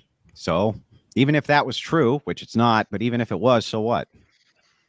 Well, then that doesn't follow, because if the state has, if we're talking about oughts, then yeah, I guess it's just like your philosophy. I can't disprove that wrong. Like that ought to happen. You're talking about getting rid of no fault divorce, which is something that's done through the state. And then your idea of enforcement is that, hey, the church is going to take over, but then they're going to, if someone doesn't follow, the state's going to take back it. I mean, yeah, that's a fine argument. I don't have like a strong disagreement with that. I don't see any issue. So now that I've allowed you to have the inquiry and you're satisfied with the inquiry, can we have our inquiry back now, Alex? Well, I appreciate you allowing me, Andrew, to ask questions. That was very kind of you. Yes, you may now ask me questions as well. Yeah, well, actually, I had some directed towards Marcus, as there's been a lot of bogarting on the debate. Marcus, your position on no-fault divorce, is it good or bad? Yeah, I wouldn't say whether it's good or bad. I don't have too strong an opinion on it. I think if people want to get divorced for any reason, they should be able to. Oh, for any reason. Yeah, exactly. So what about the fact that if a guy wakes up one day and he thinks, you know what, I think I'm happy as single, I don't want to be with this girl anymore, I think you can get a divorce. So if a woman wakes up and says, well, we have 4 children together, but I would prefer to go fuck my boss and, go be a skank, you think that there should be no penalties for her. There's no fault for her whatsoever to break up her entire family in order to go do that you don't need any additional justifications for why she should be allowed to break up her entire family. Well, if the family's broken up, then obviously the same way it's set up now, that if child support needs to be paid, it's going to be paid. So yeah, that's going to be a consequence. Also, I think there's personal consequences for them, but I wouldn't enforce a consequence as in the wife says, okay, I want a divorce. I would not give her any consequences just because she wanted a divorce. No. So do you agree or disagree that the outcomes for children in intact family homes are far superior to the outcomes of children in non-intact family homes? Would you agree that that's true? Yeah, for the most part, yeah, I would. Yeah, so if that's true, then there is more than just a consequence of the individual's happiness. There's an outcome on all of society. If you have no show cause and you just decide that you're going to break up your intact family due to your own hedonistic preference, this would actually be bad even under your worldview, wouldn't it? Yeah, but there's a lot of nuance here. I don't think there's a lot of marriages where the woman's just like, hey, you know what? I just think I want to fuck my boss. Like everything else in this marriage is completely fine. I love my husband. I love my kids. But you know what? I just want to fuck my boss. So I'm going to like break up this marriage. I don't think that typically is what happens. I think there's a lot of issues, as you spoke to before, right? The reason people get divorced is very complicated. There's a lot of issues going on in the relationship, which sex is one of them that we mentioned earlier. There's a lot of issues. I don't think it's just I just want to, and that's just it, and I just want to fuck my boss. There's many. And so I would argue that I would prefer there to be especially if there's a lot of issues in that relationship, I think the kids sometimes are going to be happier or have better outcomes if the parents are divorced as opposed to if they stay in an unhappy parental marriage. So this is kind of what I was waiting for you to get into, as all the degens say the exact same thing. They claim that they think that some of the outcomes for some of the people might be better, but you just conceded moments before this that children from intact family homes have better outcomes than children without intact family homes. How can you reconcile those two things, Marcus? For the most part. Yeah, for the most part. So we're talking about optimal again, right? So pointing to the outlier and saying there are some cases where divorce might be optimal. It's not optimal for the most part, is it? If the intact family home is producing the best outcome for the children. Yeah, so I would put a greater importance on the ability for the parents to be able to choose not to be with each other in situations they don't want to be in. So I wouldn't force a wife to stay with their husband if they don't want to be there. Why? Even if it means in a greater percentage of the time that children have worse or better outcomes. I think that the marriage, if I would never force a woman to stay with a man. Well, Andrew, okay, so hang on. First of all, it's not forcing. Hang on. It's not forcing the woman to stay with the man. The woman and man both took an oath inside of their marriage, for better, for worse, through richer and poor, till death do us part, et cetera, et cetera, et cetera. They took oaths to each other. When you're talking about no fault, all we're saying with no fault is that you should have to show actual cause for the divorce other than irreconcilable differences, which is the number one thing cited, meaning infidelity. But it's just the number one hang thing on. cited Let me because that's finish. on the Let me form, finish, right? Marcus. Infidelity, things like this, that would break up the marriage. From your perspective, though, it's okay. If right now, if you're looking at society and why society is so messed up, it's due to a single motherhood epidemic, which is on the rise. And this is why you see so many people having such bad outcomes in life. Homelessness rates are tied to single motherhood. Poverty is tied to single motherhood. Almost every single instance of negative outcomes that you can find currently in society, Drug abuse, is child tied abuse. back to single motherhood. You don't give a shit about any of those outcomes, So just the why do you hedonistic think- relationship. Here comes the virtue signaling. Alex, Here we go. Why Alex do you had a think- Alex had No. a follow up to Marcus's, and then we'll move to you, Richie. Alex just had his inquiry. Can me and Marcus Oh, finish our hang exchange? on. It's directly related. Andrew, could you provide proof that children of couples who hate each other are happier than the children of divorced couples? What would that matter about the outcomes? Well, because if it turns out that children, when the parents hate each other, have worse outcomes than the children of couples who get divorced, then that'll completely destroy your whole There point. is some good evidence to this, and I'll give you a good example of this. If you look at children who are remanded to state custody, okay, they are 1,000 times. Some cases I've seen is between 100 and 1,000. Some it's only as high as 50, but it's a significant amount more that they will actually be abused. Even if they come from an abusive home, the abuse will actually be worse. What does that have to do with anything? Because what it's demonstrating is that if you're looking at the outcomes base here, even then, if you have an intact family in an abusive home, it still seems to be optimal than when you remove even the abusive parents. So that does seem to lend some sort of evidence to the fact that even if the parents don't get along, or even if you're in an abusive household with intact parents, that it might be optimal to the alternative. You're making a massive logical leap here. I'm talking specifically about unmarried couples who got divorced, right, versus couples who hate each other and stay together. I don't even have a strong position on this. I'm just wondering whether your premise is even true. Can you provide any proof that the couples who stay together and hate each other, the kids have better outcomes than the couples who get divorced? There's literally no way to find that out, because hate is a subjective terminology, right? It's like how could you? What would be the data? Who cares? Let's just process concede it. Hang on. Let's just concede it, right? What does that have to do with my argument that the outcomes for children who are from intact homes are far better and far and away better than the outcomes of children who are the product of single mothers? What would you, even if I gave you that argument, can you explain to me or express to me in some way how it negates mine? No, I agree that children, on average, children from intact homes will have better outcomes than children from single mothers. Then what are we arguing? I think no one's going to disagree with that. Well, because we're talking about no-fault divorce, right? So we're talking about the idea of whether a couple getting divorced is negatively going to impact the children. So what we have to do is look at couples who want to get divorced and don't, and the outcomes of those children versus the couples who actually do get divorced. Why? Because if it turns out that the couples who stay together and don't like each other have worse outcomes, then no-fault divorce would probably be a good thing. Okay, so the epidemic of single motherhood, which has spawned almost in line with no-fault divorce, are you saying, so you're saying out of both sides of your mouth, on the one hand, you say, yes, if there's an intact family unit, that's optimal for the children by all of your data that you're looking at.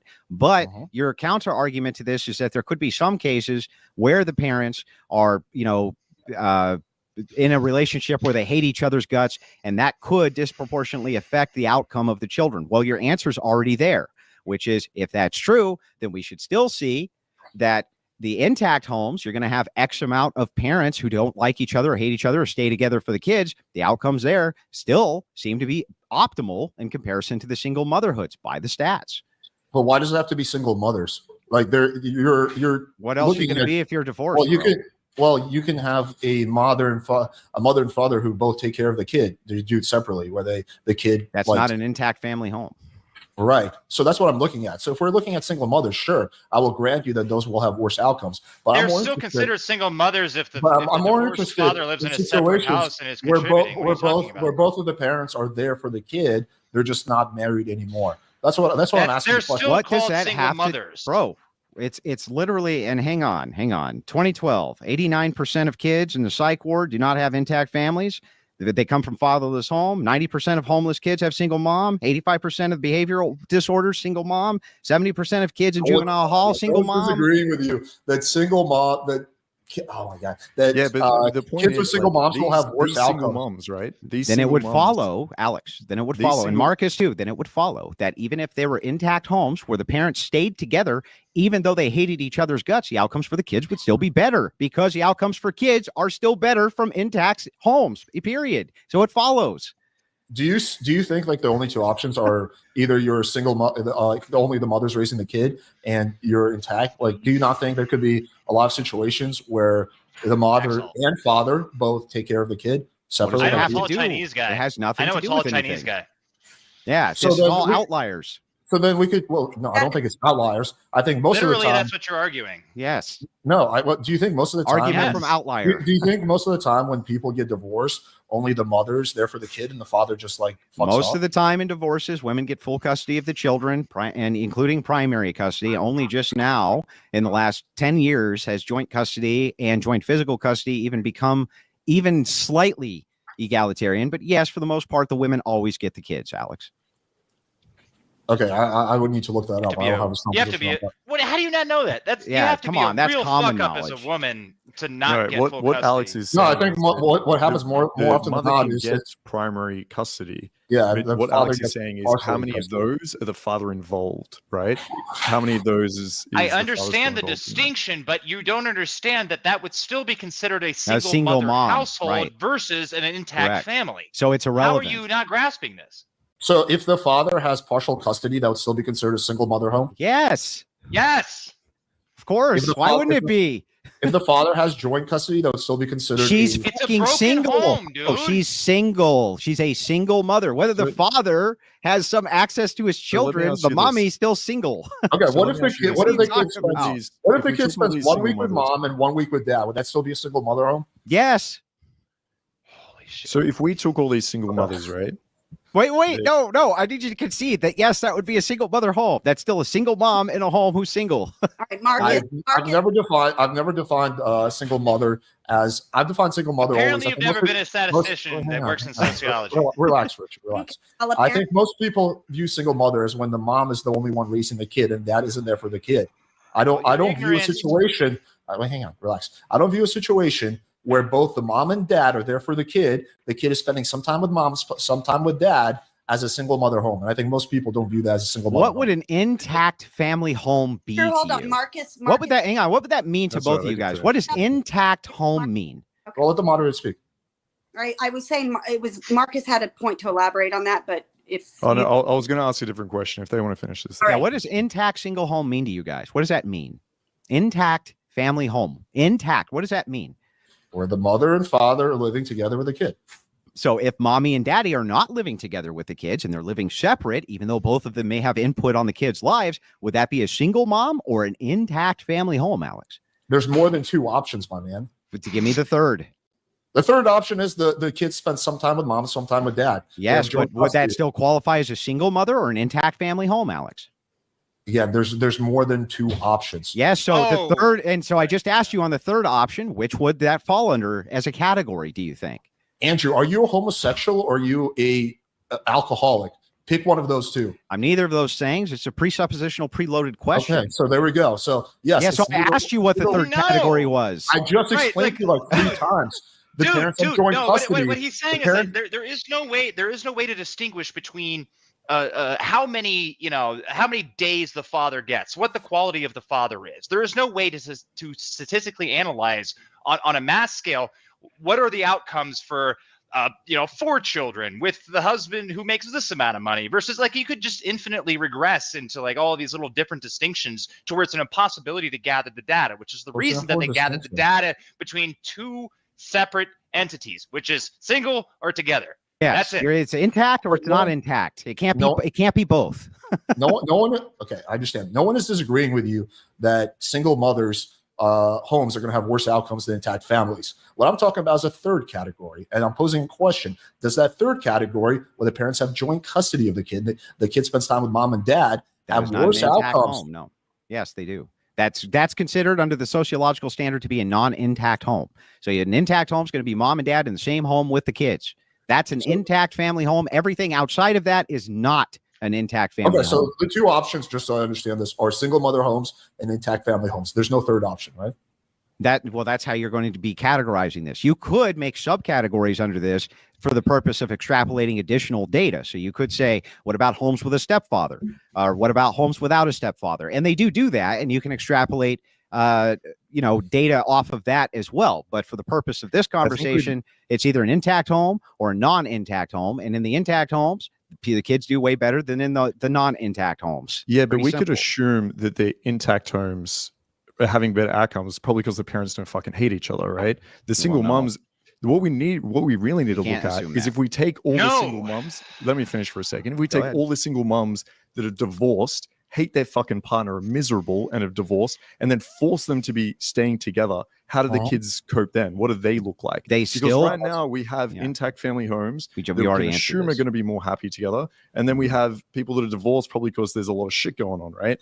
But what we really need to look at is if you take all these single moms with all this shit going on that hate their partner, force them to be together, their kids still going to be as happy. Okay, but we've already answered this. It's actually loaded in to the data itself. So if you were to see that most of these married couples dislike each other or hate each other or things like this, even pre-default or no-fault divorce, where most marriages stayed intact, okay, most of them did pre-no-fault divorce. So knowing that this is true, if you look at the intact family homes, even if those parents, and there must have been plenty of them who hated each other, the outcomes for the children were still better. But you don't know. It's a correlation. It's not a causation thing. It could be multiple things that are causing kids to be worse off nowadays than they were 30 years ago. Yeah, just all of them go back to the single mom. I just read the stats. It's more than a correlatory when all of the stats, again, 89% psych ward, do not have intact families. In fatherless homes, 90% of the homeless children are from a fatherless home. 85% of kids with behavioral disorders, fatherless home. 70% of the kids in You're arguing against the fatherless home. Children, You're arguing How many against clips do you want, dude? that no one is children in making. single-family households are 40 times Are more you just going likely to keep to be repeating molested. yourself how bad single mother homes are? 40 Richie, times. Okay, here we go. more- Let's do a little more virtual signal. Go ahead. It's not a virtue signal. This is literally happening in reality. Okay, so if Yes, you're we not all married understand and you're a that single single mother, mother homes are your worse off. children are 40 times more likely to be molested or abused by somebody outside of the home. 40 times. That's a magnitude of 40. Do you understand what that means? That was a fantastic argument to a point that no one made. Is it a good is- or a it bad is thing? directly- Obviously a bad thing. This is directly related to no-fault divorce. If it's on a whim is from this like a some female, we're ChatGPT getting debate? 40. We're getting 40 times. Do you have a This is in counter my- argument or I not? feel like I'm just debating ChatGPT. You guys just keep repeating yourself over Cool. and over Wow. again. Great. We've nice. acknowledged. Well, your nose is fucked up. So great. Like, do you Okay, want to guys, make an hey. argument? Like, let's listen to the mod for just a second. Richie, bring that back to the actual subject. I know what you're saying, and maybe a lot of people do. Can I repeat? you're- Can I you're- repeat they're sort of- Alex's they're sort of argument? Can Can I repeat Alex's argument so we Let know Rick- we're on the same page? Let Richie cook for a second, and then sure. Go ahead, Richie. Let it out. What Let I'm it out. saying is that you're sort of hand waving this away, and it's like, oh well, there could be these exceptions. There could be these. No, exceptions. we've But agreed this to is it. how this is statistically broken down because there are either intact homes or non-intact homes. So, well, dad could be a rapist. Sure, it's happened. 40 times more likely for the children, minors, to be sexually or physically abused. 40 times more likely in single mother households. And this includes all of the data with the dad that has, half custody, because guess what? And then this will logically follow. You don't even have to look at the data, right? If I'm a pedophile and I want to find kids that are easy access to, right? Where do I go? I have no I idea. go I'm to not a single pedophile. mom. You would go I where go to the a kids single are. mom with I go to a single mom that has a full-time job. Yeah, you'd go where the kids were. So that's Okay. why it logically follows same way that you see guys have thought hyperpredators. this out? Yeah, well, it's the same reason that hyperpredators, you find them in schools and you find them in churches and you're you find still- them you're in still not places where there's engaging- easy access to You're kids. still not engaging with me. Let what me Marcus repeat said. your argument, No, and you but tell me if I got it I right. just want you to engage with what Marcus is saying. I want to engage with both of you are saying, but let me Okay, make go sure ahead. that I get it right by repeating it first, so you Okay, know I'm go not ahead, straw go ahead. manning you. Go ahead. Your argument is that inside of intact family homes, can we demonstrate that the children from homes of married couples who argue and fight and have a bad relationship are still superior to homes of people who are divorced? Am I incorrect in this? No, you are correct. You actually summed it up Okay, pretty well. so then we have answered this 13 times and told you that the data itself for intact family homes, if we go back pre no fault divorce, if we go back pre no fault divorce, where divorce was not a thing for the most part, you would expect the outcomes for those children, because many of the parents must have hated each other, to have been worse, but they're not. Right, but at the end of the day, we just don't know whether Man. dude, antidepressants Then give me a are on the rise. counter-argument. Drug use is on the rise. Exactly. We don't know. You're making a correlative argument, which is fine, but we don't know if it's because of no fault divorce that kids are having worse outcomes. That's the thing. So in order to prove that, we would need to isolate for the factors and look at kind of the way Okay. Marcus said.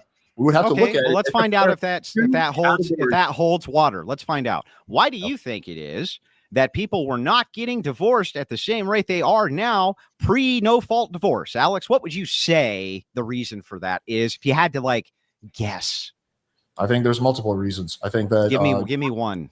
Well, let me give you multiple. There was the religion. I think social pressure was another one, and yeah, I think the law played a role. Sure. So I think it was no fault divorce at least played. Do you think the no fault divorce played a significant role in the uptick in divorces, considering that after no fault divorce became a thing, divorce rates skyrocketed? Would you say that's a very strong correlatory, Alex? In what period? What's the period that we're looking at?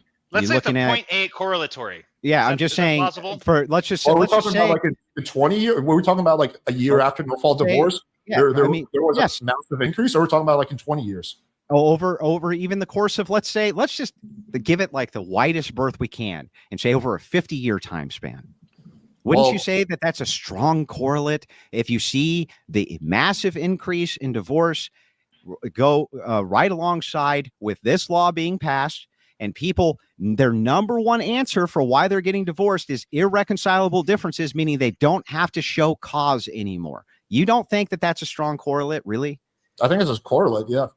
Is it a strong correlate? I think whether it's strong or not depends on the time span and on the increase. If we're talking 400%, then yeah, it's a strong correlate. If it's 20% over the span of 50 years, then it's not a strong correlate. So it's hundreds of percent higher, hundreds of percent. Now, if you go back before no fault, now hang on, let me ask you this. If you go back before no fault divorce and you take a look at all of these intact marriages, wouldn't it stand to reason that if there was this kind of rampant abuse, which you guys are claiming happens within marriages, which is bad for kids, which is why we need no fault, why is it that you didn't see the worst outcomes for the kids when people were basically staying married within the confines of their vow? Can you explain that to me? Yeah, sure. There could be multiple reasons. It could be the fact that, okay, well, I'm just about to. It could be the fact that we didn't really, focus on children as much, in terms of the government investigating. There was less ways to report abuses, that we didn't track this data as closely. It could be that, for example, technology has fucked kids up. There's other things that are causing kids to get fucked up, other than the fact that their parents got divorced. It could be multiple breaks. Okay. So that's why the time span matters. So let's take these one at a time. Let's start with the first one. The first one is that the government has not been researching it enough, and that's the problem. Okay, that makes no sense because we have the outcomes of the people who came before, and we know that they were better. I'm saying that child services wasn't as present. No. Alex, just restate verbatim what you said, because Andrew, that wasn't verbatim, but when it comes to the government researching, what was your point? The point I was making is that government agencies like child services, for example, did not have the popularity they have now, and there was less ways for kids to report abuse or report negative outcomes. That's one possibility. Wait a minute. Yeah. And so we're taking one at a time. What do you mean report negative outcomes? We can just see the outcomes. They don't have to report it. We can see their graduation rates. We can see their literacy rates. We can see their job and employment rates. We can see the lack of homelessness rates. We can see the lack of antisocial drugs that they were on. We can see all of those things. We don't need their fucking reporting. We can just see it. Okay, I misunderstood you. I thought you were talking about happiness. Okay, if we're going off those factors, then it will come down to any number of things that happened in the last 30 years. Could be pornography. That's probably playing a role. Probably technology. Probably a lack of, communities. Probably a lack of purpose. I mean, there's so many things that are playing a role in why kids nowadays are having worse outcomes. There's a correlation there, but I don't know if there's a causation there. There's no. Okay, so again, if it's just a correlate and not a causation, and you are making the affirmative claim that it must have something to do with things outside of this, as at least some strong correlate. Well, okay, so it's the strongest correlate, the no-fault divorce, or isn't it? I don't know. I don't have an answer to that. Well, how many more divorces are there percentage-wise because of no fault? Like, how much has it gone up, would you say, Andrew? It's a significant increase. I'm What do you mean by significant? I'm going to have the chart pulled in just a second, so I'll give you the actual data on this so that you can see the significant increase in divorce. But 1970. No, not just an increase in tax. divorce. Andrew. I'm saying, do you have any Reagan. statistics on specifically isolated for no fault? That's what I was curious of. Well, what do you mean isolated for no fault? Well, I just don't want to see that divorces have gone up in X amount of time. I want to see how much divorce has gone up because of no fault. Okay, so hang on. Again, if that's what you want to see, Marcus, I think that's fair. So let's see if we can walk through this. Are you ready? Would you say that no fault divorce is a strong correlate for the increase in divorce or not? Well, I don't have the data on that. I'm not sure. Okay. To be honest with you. Okay. Well, so here, I'll pull the studies while you guys engage, and we'll circle back to this. But I am going to circle back to this. I guess just generally speaking, how could you not see that that's a correlate? Like if women are in a, we all agree it's a correlate. Well, okay. Well, Marcus just said he didn't agree. He needed. No. I said agree. I just don't know by how much. That's what I'm asking. Yeah. Okay. It's 1%, right? Let's say it increases by 1%. Okay, so I have over 1 dozen studies. 1 dozen studies. I'm going to text them. I'm going to text them to Alex right now. Just post them in the private chat. So the dozen studies and stats proving the broken homes are causal, not correlated to poor outcomes in kids. Right. I'm going to state what these studies say, and then you guys live can go through these studies. And let's watch and see. But yes, it's not just a correlate. Can you send me the study or? Yes, I'm texting them to you right now. In the private chat, whoever. I don't have a way to put them in the private chat. My brain hurts about this shit. But are you guys? So does mine. Seriously? Are you seriously like the prospect of going through these studies and you guys like nitpicking them and fucking? But actually, my mom was pretty cool. And no, looking at studies is important, Richie. Well, okay, fair enough. Go for it. But can't you like just think about it logically, right? If women, who you know well, right, because you're pickup artists, right? Like you understand how women function. Understand how they think, right? Yes. Mm-hmm. Would you find them to be particularly accountable when they do something wrong? Depends on the woman. Some yes, some no. Of course, generally speaking. I would not say gender-wise, women men are the same way. Than men are. Is that like part of your plan to get laid? Why you asked that question? No, that's why. Do you think women don't take responsibility compared to men? Of do you course think not. men It's take like a meme, responsibility? dude. Well, far more often than women do, generally speaking. But of course, I don't there agree are with that at all. exceptions. Yeah, what are you basing that on? I don't know. Where are you getting that from? Hatred, Marcus. Okay. If I've seen so many men not take responsibility for their lives, that's insane. So I don't know. Well, fair enough, but society doesn't sort of reward those men for not taking responsibility. They don't get sympathy. Like if you have a buddy that's fucking up at work and he fucks up big time, like fireable offense, and he gets fired, you're like, you feel bad for him, but it's like, hey, you fucked up, man. But if a woman does it and she comes to you crying, it's like a different emotional response. Women get away with shit like that far more often than men do. Okay, so so are you trying to make the argument that women take responsibility less than men? Is that the point you're going to make? I'm trying to appeal to your general understanding of just your interactions with women, right? Like this is like what you guys do, right? Like this is your PUAs. So you're asking for total experience from precisely. But I'm sorry, but my answer isn't going to change. I think I've seen both countless men and countless women not take responsibility and vice versa. I don't know which one. My position on this is agnostic. I don't know which one takes responsibility less. I would say it's probably pretty close. I would say probably it's similar percentages of men and women not taking responsibility. But if you have some kind of source or something like that, sure, yeah. Well, okay, hang on. I've now sent you tons. I've texted you tons. If you can put them in the private chat, I can't do that because just the way that I'm streaming. But I sent you tons and tons of sources now, over the top amounts, showing not only the rampant rates of abuse, but the ties in to no fault divorce. You can even see the phenomenon in the UK. It's tied in for the no fault divorces.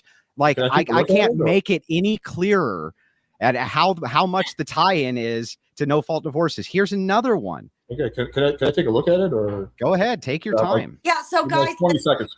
Let's table no fault divorce and move on to another topic of interest. What was another point of contention did we have?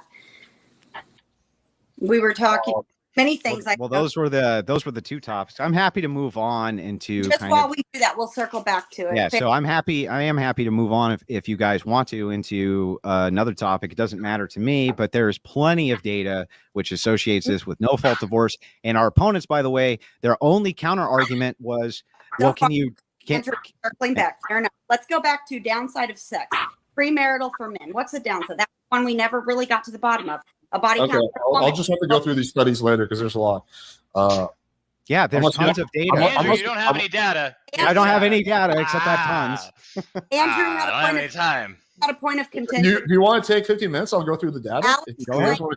Alex claimed that married men. If there's a chance that you'll actually see it and be like, oh fuck, Richy, there actually is a correlation. I'm 100%. Hi, Richy, how you doing?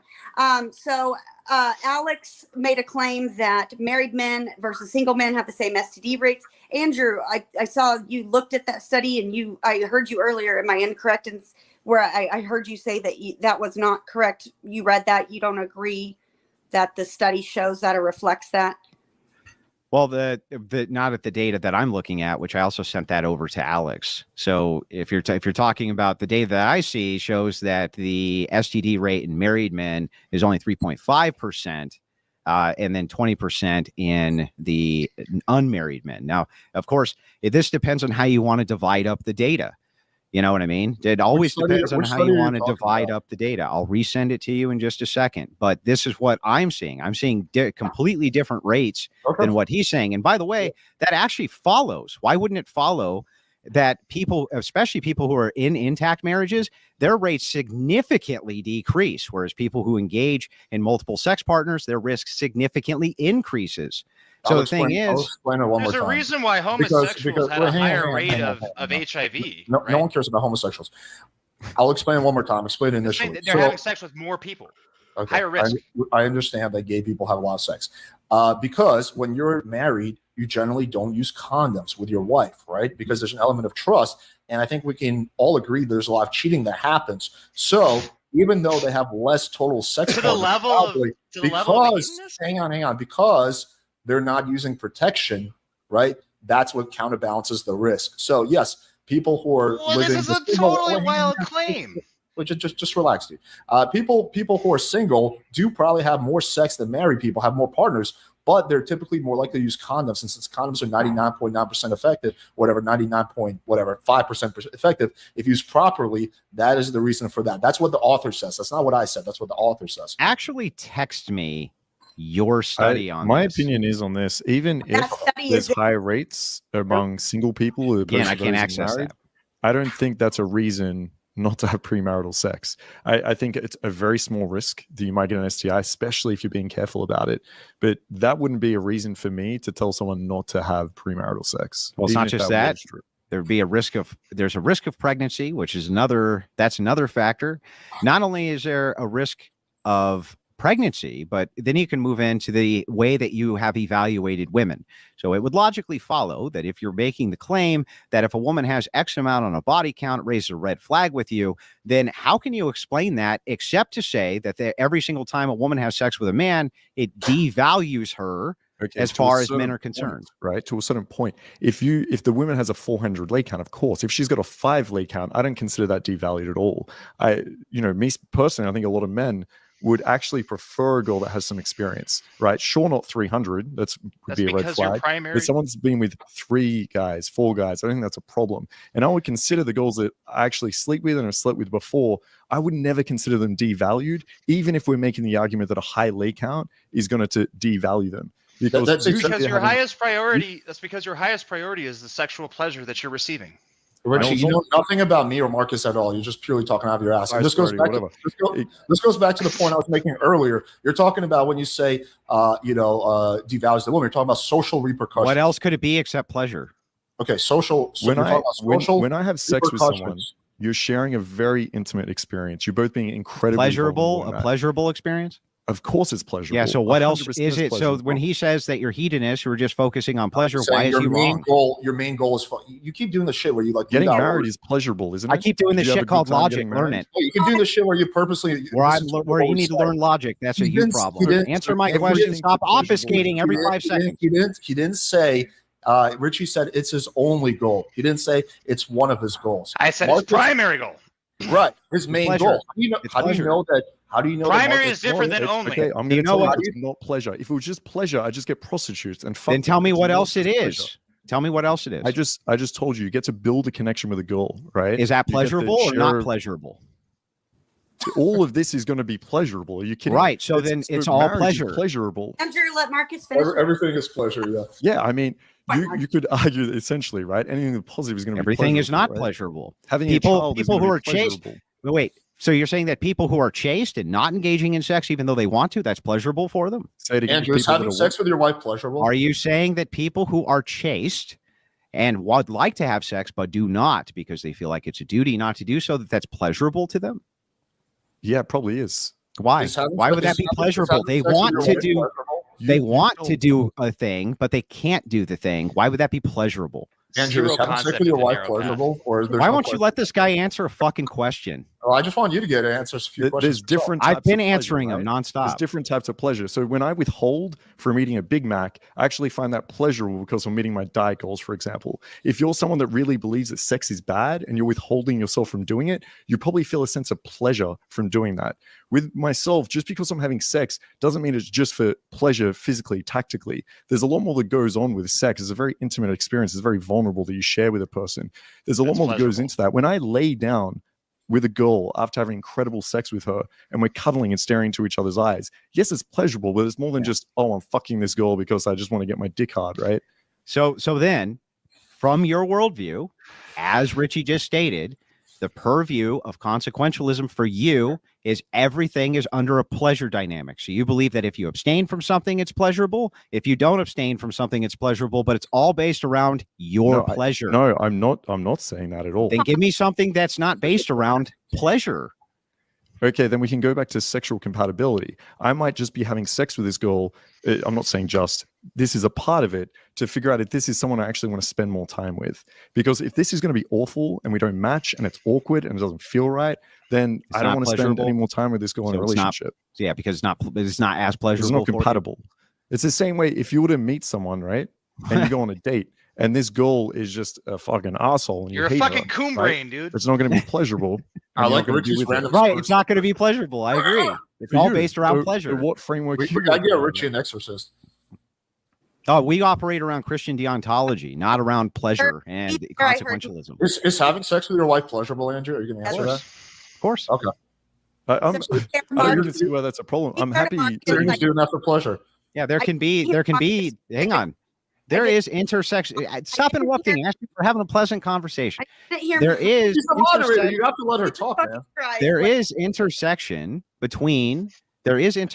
here between different ethical standards. So I'm not saying that all pleasure is bad. That's ridiculous. I'm just asking you for a mode or model that you operate off of that's not purely based around pleasures in your brain, because I think that that's the modus operandi for you, just like it is for Alex. I think both of you base everything around whatever pleasures you're getting out of it, and you don't really give a shit ultimately. But what I was going to say is Marcus brought up things. Andrew, if I ever need a therapist, I'm definitely going to hit you up. If I thought that my pleasure, sorry. Yeah, If I let thought Ashley my get pleasure- a word in. Sorry, Ashley. Yeah, if I thought that my pleasure, right, say I was having every time I had sex with someone, it killed them, right? Then Mhm. obviously I wouldn't want to be having sex with them. Okay, so to just say it's just pleasure is obviously not true. That actually doesn't even make sense. What are you talking about? If I enjoyed fucking a girl, but it means she died afterwards because I had a Mhm. deadly dick, right? Mhm. Then I She has wouldn't be fucking HIV. her. Yeah. So Yeah. then, but then Yeah. under your worldview, you just got done telling me that you would do that action because you find it the most pleasurable for Oh, you. he just Do said not he wouldn't. engage in it.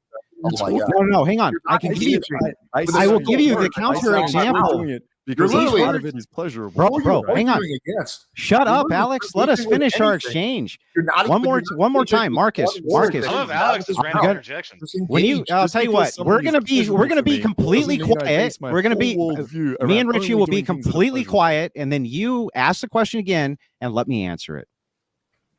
Which Go ahead. question? Mark it. Okay, so then if you don't have a question, let me finish. I'm just asking you. So to here's, engage. and I'm trying, asking a Alex, question. I was stop explaining. talking. You're not So trying. one more time, previously I asked you this. I said, if a person has a duty to not have sex and abstain from sex, even though they want to have sex, would you consider that to be pleasure? You said yes. So under this I same said exact, it could be pleasurable for someone to abstain from something they don't want to do. no, your exact words were yes. Yeah, it could Yes. be. Yes. Yeah, Okay, I'm so not it saying now it could every be. single time. The example of the Okay. Big Mac, maybe I really want a Big Mac and I Mhm. don't have it and it's fucking miserable. Or maybe it feels really good because I'm staying with my diet plan. It could be both, is what I was saying. Yeah. So under your worldview, then, if a person feels that they have a duty to abstain or be chaste, that doesn't necessarily mean that that's the most pleasurable thing for them. Then, correct? Yeah, correct. Okay, Yeah, I great. see why So that now, is that we have that answer, and we're moving back into yours, why would you want to have promiscuous sex with multiple women external to pleasure? What is the duty there? I don't see it. I'm not encouraging everyone to have promiscuous sex. I'm talking about you specifically. All I'm saying is you shouldn't stop people from doing it, right? Yeah, okay, but I'm That's the asking difference. you a direct question, and the direct question is, can you tell me what it is for you, which is external to pleasure, for why you do that? Why I have sex external to pleasure? I just said We're multiple getting into times. pre-oppositionals. I get to build a Yeah. connection with the girl. I get to be vulnerable with her. I get to understand if we're compatible. I get to understand if this is a relationship I want to move forward. Can't you do all those things without having sex with them? Not to the same level. Yeah, you Why? probably could, but not to the same level. So the pleasure aspect seems Because- to be the deciding tipping factor for you, yeah? Not the deciding tipping factor, no. Well, then why can't you engage in Pleasure's- all of look, those activities external of Pleasure having sex is a with a huge woman? part of sex, okay? No one is denying that. Everyone, Uh-huh. well, I hope everyone's having great sex and enjoying it. But that's not the only reason I do it. As I mentioned, once again, there are many other reasons to it.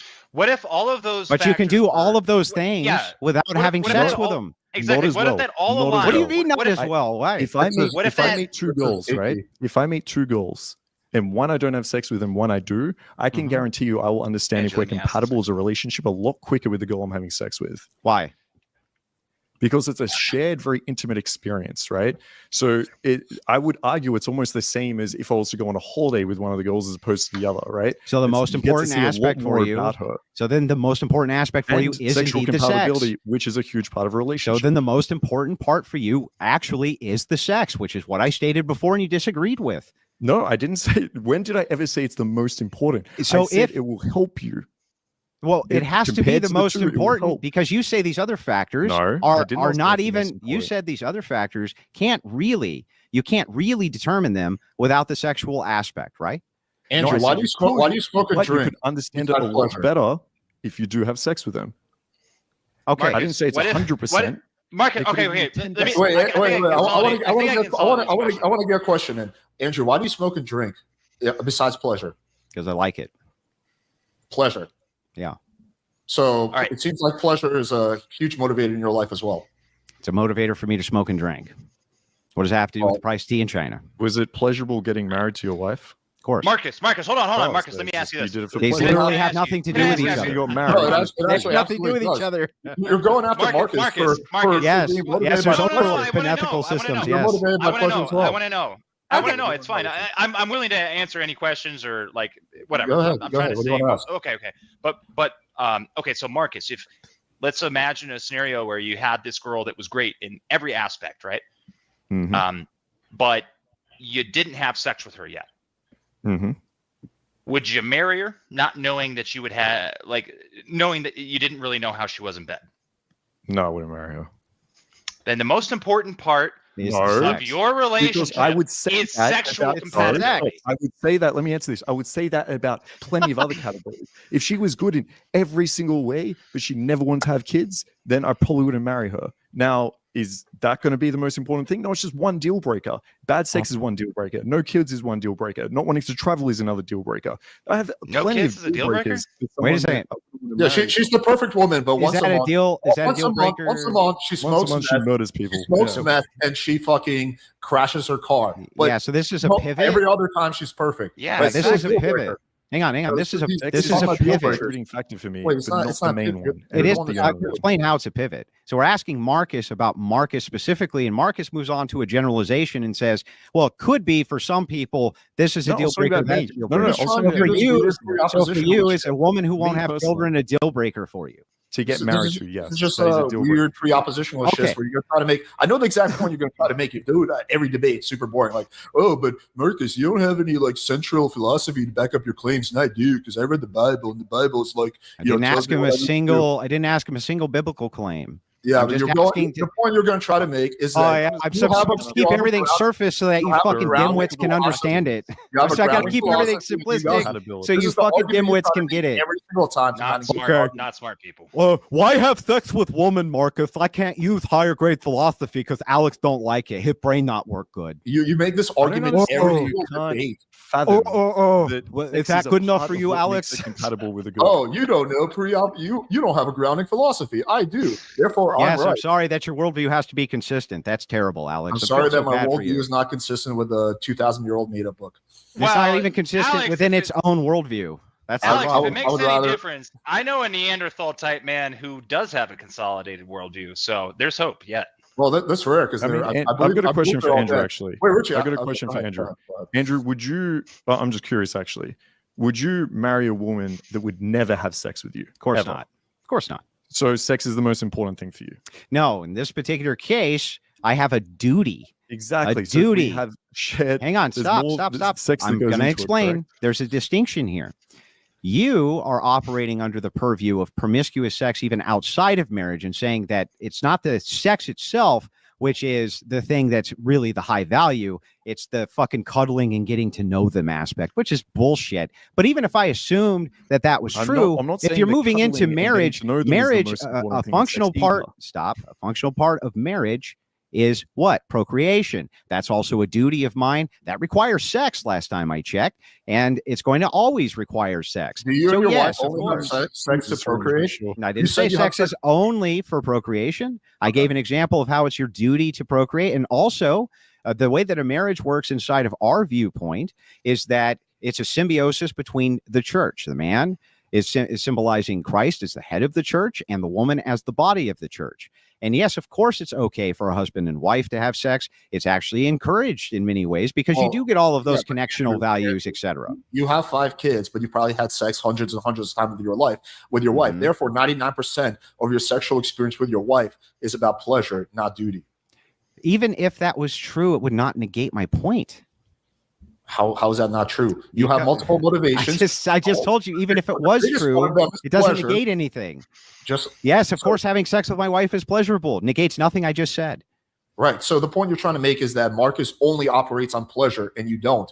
But it seems that Yes. both of you guys operate largely Yes, on there's pleasure overlap. and some There's other going to be other things as well. Bro, I'm claiming now that there there can is be an overlap. overlap. Of course, there's overlap between these different systems. But in order for him to be consistent, he's literally trying to convince us that the promiscuous sex that he's out there having, or the promiscuous sex that you're out there having, has the sex itself is not. That's not really what's important. It's the kissing and hand holding and I cuddling. never said that's and that's How do you know? bullshit. Are you hiding Never in the did I closet say that's watching this? Like, listen, I how in the love world would you pleasure. know that? I love sliding my I don't know how if we can swear on this. You can But say whatever you of want. course, I love sliding my cock in them, all right? It's fun. You It's were talking about exciting. cousin Cool. fucking I'm earlier, saying dude. that's not the I believe you brought that up, Richie. Yeah, Ricky's going back to yeah. the cousin. He I loves it. did. He's So not then the really most interested. important aspect of it is the sex. Why don't you just concede that that's true finally? It's It's one not, of them because important if it things. was, I my just fuck prostitutes, right? If Did you sex said was the only you said a advance girl for could be prostitutes- Bro, said a girl could be you can't perfect have in it every both ways. single way, and if the sex was bad, you wouldn't marry her, which means Correct. that the And most if she defining was- aspect. Oh, bipolar, it doesn't. I wouldn't It means marry her. that's And if one she of the didn't want deal kids, I wouldn't breakers. marry her. There's And if she didn't multiple like deal cuddling, I breakers. wouldn't marry her. Perfect Okay, in but- every single way, And if she was aside pregnant, from the problem- sex. The problem is that That's a either big deal A, breaker. so either one of these things has to be true because it's just logic, right? Either A, what you're trying to convince us of, that sex is not the most important thing, but whether it's the kissing, hand holding, cuddling, and getting to know the woman, right? Either that's the truth or that the sex is the primary component.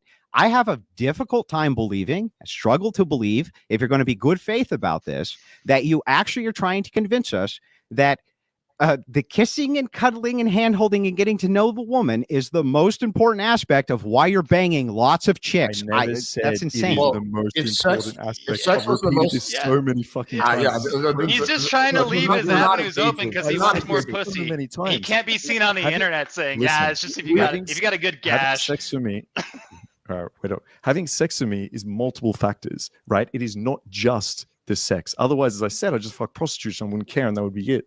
It's going to be partly a little bit of validation. It's going to be partly the interesting skill set behind it. It's going to be exploring kinks. It's going to be developing your own skill set. It's going to be the cuddling with the girl. It's going to be getting to know her. It's going to be the shared vulnerability. There's so many aspects. And we're honing Sex is in on the incredible. most important They're going to keep aspect. doing this weird shit where they try to say, "Oh, but it's the most important." I want to redirect and ask Richie a question. It's directly related to this. Of course you Richie, do. Sure, man.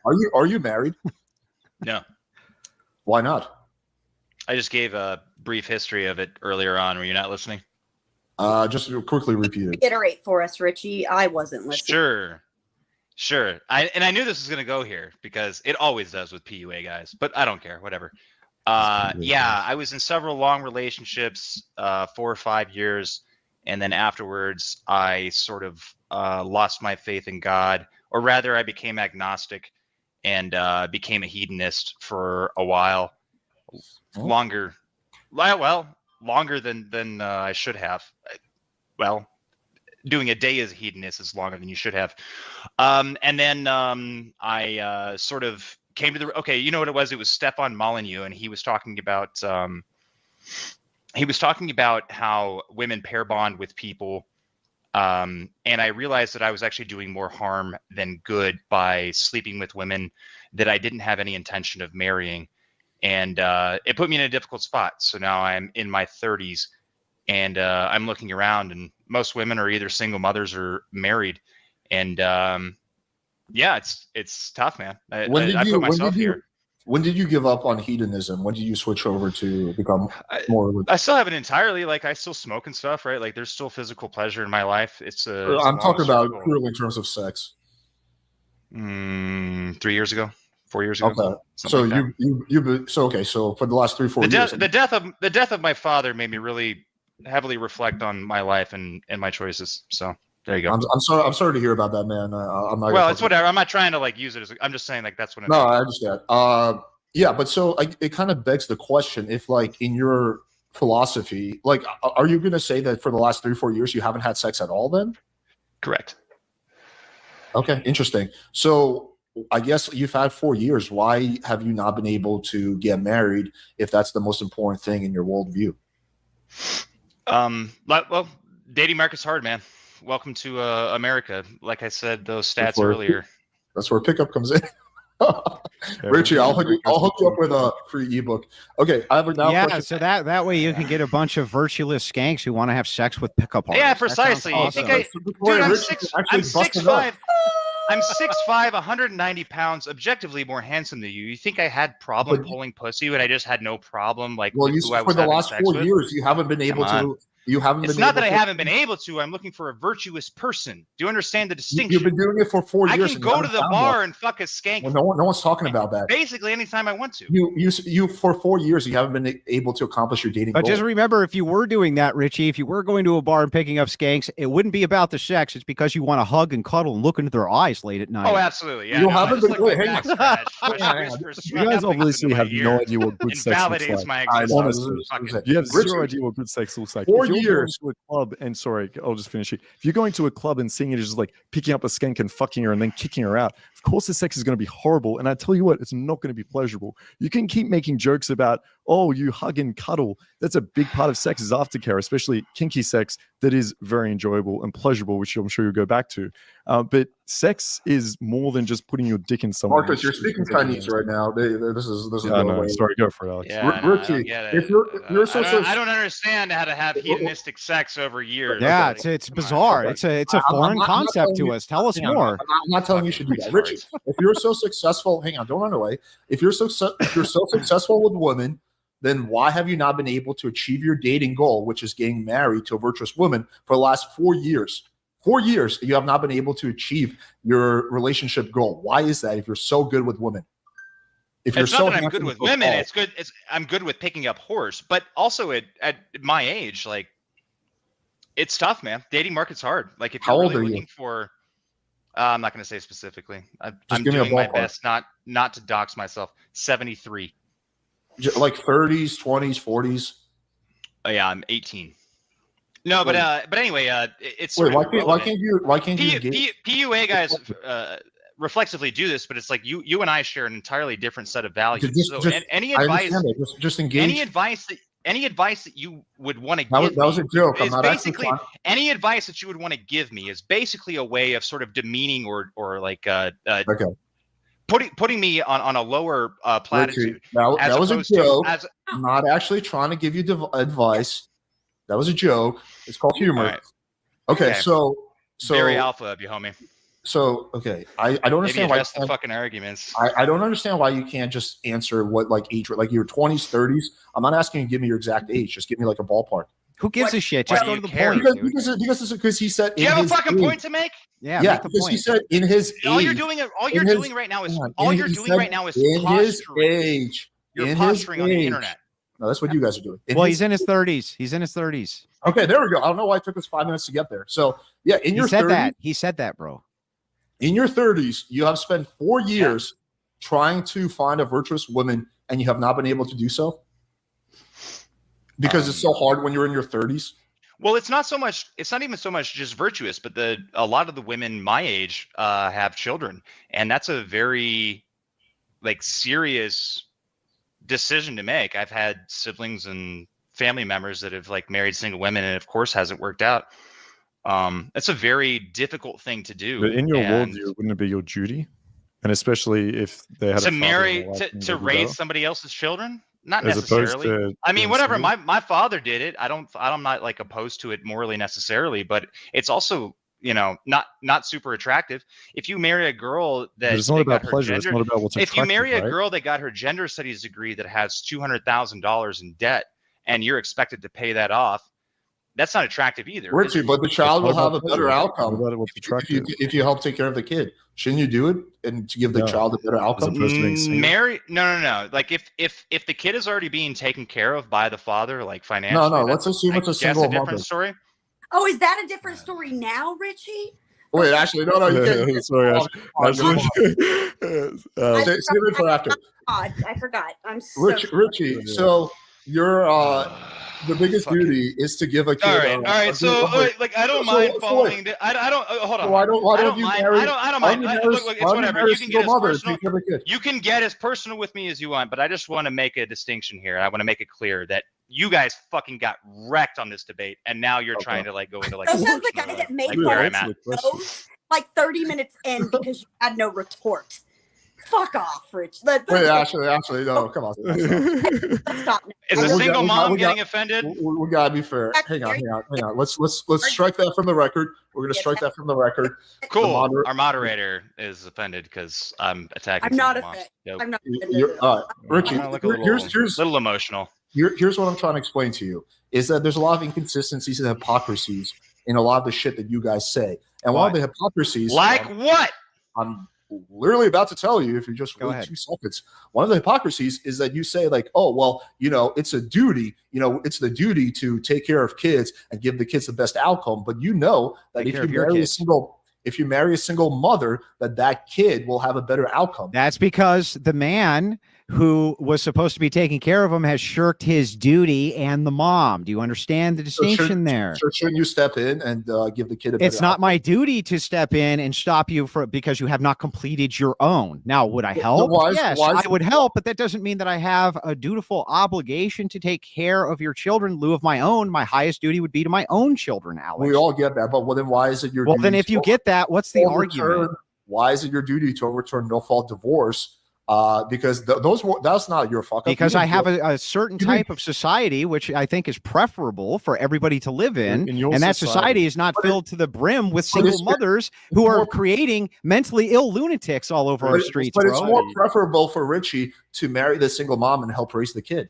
Why is that more preferable? Tell me why that would be a better outcome when you look at the outcomes with stepdads. They're not great. In your worldview. No, the worldview, the stepdad is also problematic. So when you're talking about the statistics with the stepfather coming in, the rates of molestation and everything else skyrocket. So when we're talking about intact homes, we're talking about the duty between the biological parents and their own children, and they're shirking their duties. So you guys are going off on some wild tangent. In your worldview, we know. They're basically trying to find No. personal flaws. In your If I would have just lied and said, "Yeah, I have 5 kids," would you not allow people they wouldn't have anything. In your worldview, go ahead, Marcus, with your question. Yeah, in your worldview, if marrying a single mum led to worse outcomes for the kids, would that mean you wouldn't want anyone to marry single mums? If you mean on average, that. Yes. Yeah. So the thing is that if you're looking at averages for stepfathers, it's not optimal. What's optimal is if you have the parents who are intact. That's what's optimal. No, I just answered the question. It's implicit in the question. So if it's a bad outcome to have stepfathers, you probably shouldn't have a stepfather. However, everything is case. I'm not saying I would ban it. We're talking about what's optimal. When you're talking about individualistic cases, I think that those have to be arbitrated individually. And I've never said anything to the contrary. However, that doesn't mean that we want to create a society where people are having to make those decisions over and over and over again, because what we're producing is a single motherhood machine. Do you understand the distinction? Let's talk hypothetically, right? We're talking hypothetically. Let's say our society has a lot of single mothers right now. Yeah. And let's say, according to you, that having a guy come in and marry those mothers would lead to worse outcomes from the kids on average. Would you ban people from marrying single mothers? I wouldn't even ban. I wouldn't ban most of the things I advocate against. I just ask for a separate adjudication system based on the ethical standards that people have. That's one. And then the second thing is, I think that individualism or individual arbitration for something like that is just fine. People can make good choices for stepfathers for their children. People can make good choices. Let me finish, bro. Sorry, go for People can make good decisions individually for those things. But what we should be doing always is pushing for a societal outcome which is optimal. So if we're looking at hang on, stop. I'm almost done. If we're looking at what's optimal for society, it's the intact parents. They also have a duty to their own children. So these are optimals. So you're saying that individuals should make that decision. It shouldn't be forced upon them. No, I'm saying ultimately each individual is going to have to make their decision. However, from a policy prescription standpoint and from a societal prescription standpoint of what society is pushing, people are more likely to make good decisions if the normalization of good decisions is what's raised up as being virtuous, as a standard to follow, rather than being pushed against. An example of this, again, would be like LGBTQ propaganda has drastically increased the rates of people. No, I'm giving you an example. We're not getting into LGBTQ. I'm just giving you an example of propaganda.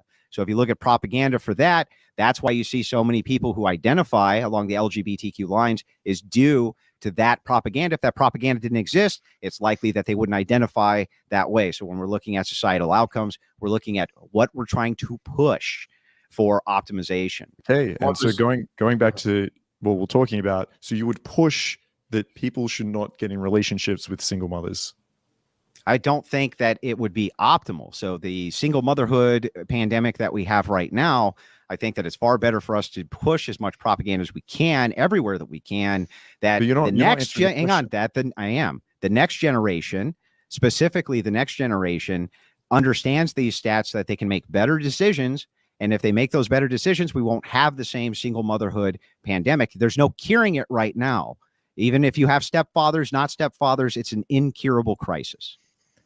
So back to my question, would you encourage people not to get married to single mothers? No, I'm not encouraging that. I'm just saying that it's not an optimal solution for most people. Okay, so you wouldn't encourage it even though it's not optimal. Yeah, that's correct. That's so what? Okay, but you're all about what's optimal and encouraging that a second ago. Yeah, When it so comes to you're menopause, talking when it about a comes to distinction of the marriage. micro versus macro. So when I'm talking about a macro distinction, I'm talking about what I want to see society pushing for as normalcy versus a micro distinction where I say that individuals largely are going to have some control over their own life. There's no doubt that that's true. But at the macro level, the push in propaganda is definitely going to influence at the micro level how they make those decisions. I'm talking macro for both, right? It seems like macro you're pushing for no fault, you're pushing for no sex before marriage, right? Mhm. At a macro level is what I was asking. Would you encourage people at a macro level not to marry single mothers? And it sounds like you wouldn't do that. I'm just wondering. I would push the propaganda away from that and push for more intact family homes, or at the very least, if you're going to have a blended family, that you take those things seriously as well, so that you don't end up with multiple different marriages with multiple kids from different people. None of those are optimal. Everybody who's ever been in those situations tells you essentially they're not optimal. I know, I have experience with it myself. So no, they're not optimal situations. So no, I don't think that as a society we should be pushing that as being optimal at all.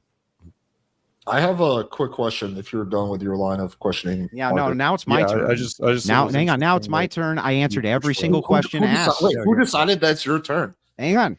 Did I just not ask every question he had in his line of inquiry? Yeah, but this is a follow up on what Marcus said. It's like Yeah, I know, but I want to talk to Marcus now, right? Because he just gave me an inquiry. I'd like to give him an. Well, the moderator can decide whose turn it is. I think that Andrew, you make, but you have talked a majority of this debate, albeit I enjoyed it, but Alex hasn't, and Alex did want to make a point. I think. Right, I'm not allowed to follow up with an inquiry. Just you Alex can is. totally follow up. I'm literally going to ask one or two questions, and that's all Go you ahead. have. Hold that thought in your I'm head. gonna derail. Do you think a single mother home is more or less successful than a home where the stepfather comes in? I would say on average, it's probably less successful than even if you have a stepfather present. Really? So you think that a woman by herself is going to do a better job than a woman who has a father figure who comes in and helps raise the kid? No, Really? the opposite. Oh, okay. So okay, sorry, I misunderstood you. So you think that the stepfather home will do better? Probably on average, I would say that Yeah, that's okay. likely, but neither one of them are optimal. Okay, understand that. Mhm. All right. So Richie, being the kind soul that he is, why would he avoid single mothers if he joins that? If he joins that family, he can get a better outcome for the kids. You guys Well, were actually, asking in me? his, Richie's well, in, single. No, in I'm his asking Richie. case, well, in I'm his asking case, Richie. I'm gonna. Well, hang on. You just asked me the question. Go ahead. Okay, so if you're discussing this in those terms, you would actually validate the duty that Richy has to have his own brood, and from his own brood, focus his highest duty on that. Why would Well, that he not can't. be He the just said case? that. That would He be the said that he that would be the couldn't most find optimal anyone. position he could have. But Well, he let's said he say- hasn't. He's tried 4 years. Apparently, he's not able to. He So said what? the only people he can get So who with. cares if it takes him a single mothers. decade? Why would it matter if it took him a decade? Okay, Why would let's it do matter a if it took him hypothetical. 20 years? Let's do a hypothetical. Let's say Richie is barren. He cannot have kids on his own. In that case, should he then go ahead and marry a single mother and help raise the kid? No, here's what I would do in the alternative. I would actually just live for the rest of my family. I have siblings that have plenty of children. But why I would you go not give live- those? Well, no. I would go. So for I one would go thing, live near them. for Why one would you thing, not- maybe why would you not maybe help do. those poor kids? I'm trying to answer the question, but he could have higher duties even than that. So he may have a duty that's of compellence of his church to stay chaste his entire life. He could have higher duties than marrying a single mom within his religious framework, which he does. So you don't understand how a duty breakdown works. You think that just because we say one thing, which is that, hey, this could be more optimal to not have X happen, that means it's the most optimal. That's not true. One, or that the duty breakdown is that you must do something. It's an ought that you have to. That's ridiculous too. We're I talking just about think you guys are hypocrites, and you say one thing and do the other. on Like- what? What's the hypocrisy? Like premarital sex, that's one. What is the actual hypocrisy? Are we going to get into this again? You just said how do you bring this shit up? And then when I asked you about it, you said, I don't know. Did you have sex with your wife before you married her? Yes, it's not a hypocrisy. 110 IQ. Okay. Yeah, that's not a hypocrisy. Before you married her, but people should avoid having premarital sex. Got it. Okay. Oh, okay, got it. Hang on, Alex. Move on to your line of question. Hang on, Alex. Are you circumcised? No. No. Okay. Assuming that you were circumcised, would you advocate against circumcision? If I was circumcised, would I advocate against circumcision? Mm-hmm. I don't know enough about circumcision to like know whether it's like bad or good. Would you find a person to be a hypocrite if they advocated against circumcision, if they themselves were circumcised? Well, that's a decision that wasn't made by you. It was made by your parents. So what if it was made later in life by you? If they made the decision and they regretted it? Well, yeah. I would probably be very suspicious of the motives. And I would say like, okay, well, does it make them a hypocrite if they got circumcised at 20 to then advocate against circumcision, or isn't it? Is that a hypocrisy or is it not a hypocrisy? Let me explain to you the difference. The circumcision, it's a yes or no answer. You would be, well, I'm not going to answer the way you want me to. With the circumcision thing or the drug thing, I'm about to answer. The circumcision or the drug example you like to use, the reason you would be advocate against that is because of negative outcomes, right? Hey, I got addicted to drugs. It cost me, my whole life. Hey, the circumcision thing, like fucking made my penis bleed once a week, right? Because of negative outcomes. The sex out of wedlock thing had bad outcomes. So I'm advocating against it, Alex. So what's the hypocrisy, you fucking moron? What's the hypocrisy, you stupid fuck? Are you going to agree that having sex with your wife before you got married was a negative outcomes? Yes, it was a negative outcome. It was. What was the negative outcome to fucking Alex, are you going to answer the question, or are you going? Yeah, well, he doesn't do that. What exactly is the question? The question is, does it actually make you a hypocrite to advocate against something that you yourself have done if you think that thing was bad in retrospect? If it had a positive outcome, then yes. Why would it matter if the outcome was positive or negative? I think it makes a huge difference, because if it's a positive outcome, it just seems like someone who's virtue signaling and just wants his cake and eat it too. If it was a negative outcome, it's someone who's legitimately warning people against things that they find to be harmful in their life. It makes hypocrisy only works around the advocation of things which had a negative outcome. Wait, hang on. What was the negative outcome to you having sex with your wife before marriage? We were breaking our vows to Jesus Christ and our faith. So you regret it? Yeah. Okay. If I had it to do over again, I would not have ever had sex with my wife outside of marriage. And by the way, if she died tomorrow, I would not have sex with a woman outside of marriage. Period. Amen. Well, yeah, that'll be. So tell weird. me what's the hypocrisy? Tell me what the hypocrisy is. The hypocrisy is that you had premarital sex and now you're virtue signaling, telling other people. But you just said that the only way that could be a hypocrisy is if it was a positive outcome for me. And I just got done telling you it was a negative outcome for me. So then it can't be a hypocrisy, can it, Alex? Well, You're just wrong, aren't you? You might have deluded yourself that's a negative outcome, the vast majority of people will view that as a positive outcome. So how is it a hypocrisy if I view it as negative? So bad that like you fucking had a heart attack or something like that. But I think 99% of people would view it as a positive outcome. And they would look at that. So Alex, I sinned. I repented of my sins and still do to this day for many sins, not just that one. And I'm going to continue to do that for the rest of my life because theosis is a process. So just hang on. Let me finish. I need you to state how I could possibly be a hypocrite for advocating against a thing, which I just got done showing you and demonstrating to you had negative outcomes to me in my life. Why it would be that I'm a hypocrite. Explain it. Okay. You're a hypocrite because you said one thing and you did another thing. I understand your argument that it was in the past. Hypocrisy has changed now. It was in the past. But that doesn't change the fact. Okay, if I sold a crypto coin, I made $1 million. And then 2 years later, I was talking about how NFTs are bad and you shouldn't do crypto. Would I seem like a hypocrite? Would you believe me? What if you gave a reason, Alex, and you said that the NFT is bad because you got all kinds of taxes and different things like this, and it created massive problems in your life, and so you advocate that people don't do that? Are you a fucking hypocrite then? Well, now you're talking about negative outcomes. Oh, okay. So if I just gave you those and demonstrated those, but your response to me was, well, no, Andrew, because you did this thing that you're now advocating against, even though I gave you the negative outcomes, I just don't believe demonstrated them. I just don't believe in any of the negative outcomes you mentioned. I think if you could do it again, Oh, you don't would believe do it in again. Okay. I think you would do it again all day, every day. Andrew, I think this is what I see with like the Perfect. hardcore religious people. They always do the opposite of what they say. You It's mean always, actually religious people? always the opposite. So I'm out cheating on my wife, Alex, because I'm doing the opposite of being faithful to my wife. I'm out cheating on my wife. Hyperbolic. I'm not saying everything you're doing. Well, I'm being hyperbolic too. How? I don't Because I mean, if we're just going to talk Take it in to these the like extremes. broad hyperbolic generalizations, you say you're going to be hyperbolic, I'll be hyperbolic right back. So the thing is the answer is no. I think you they have not started demonstrated I'm a hypocrite, and he should retract I it. think they started from Rich's statement about duty, right? So he said he can't get any women that aren't mothers, essentially. And we said, well, if it's going to help the kids, Is that what I said? Is that what I said? Yeah, you said you couldn't get anyone No, except okay. single Be mothers. fair, Exactly to what be you fair, said. Marcus, that is not verbatim what he said. But you. So what He I literally remember? said, I can't get anyone in this dating Hold on, market. really quick. All I can get is single mothers. I'm with you, Marcus, but the notes that I had here was Marcus said that at his age, the dating market is basically brutal. I wrote that down in quotes, so I know that was my thoughts. He also said that most of the women that he meets that are his age are already mothers, right? Which leaves, I guess, one to assume he means that's a negative thing. So move on. Sorry. Well, It's I mean, not he can it's not correct me if I ideal. said it wrong. Yeah, well, it's not ideal, dude. But put yourself in my shoes, right? Like you're in your 30s, and I'm old. cool.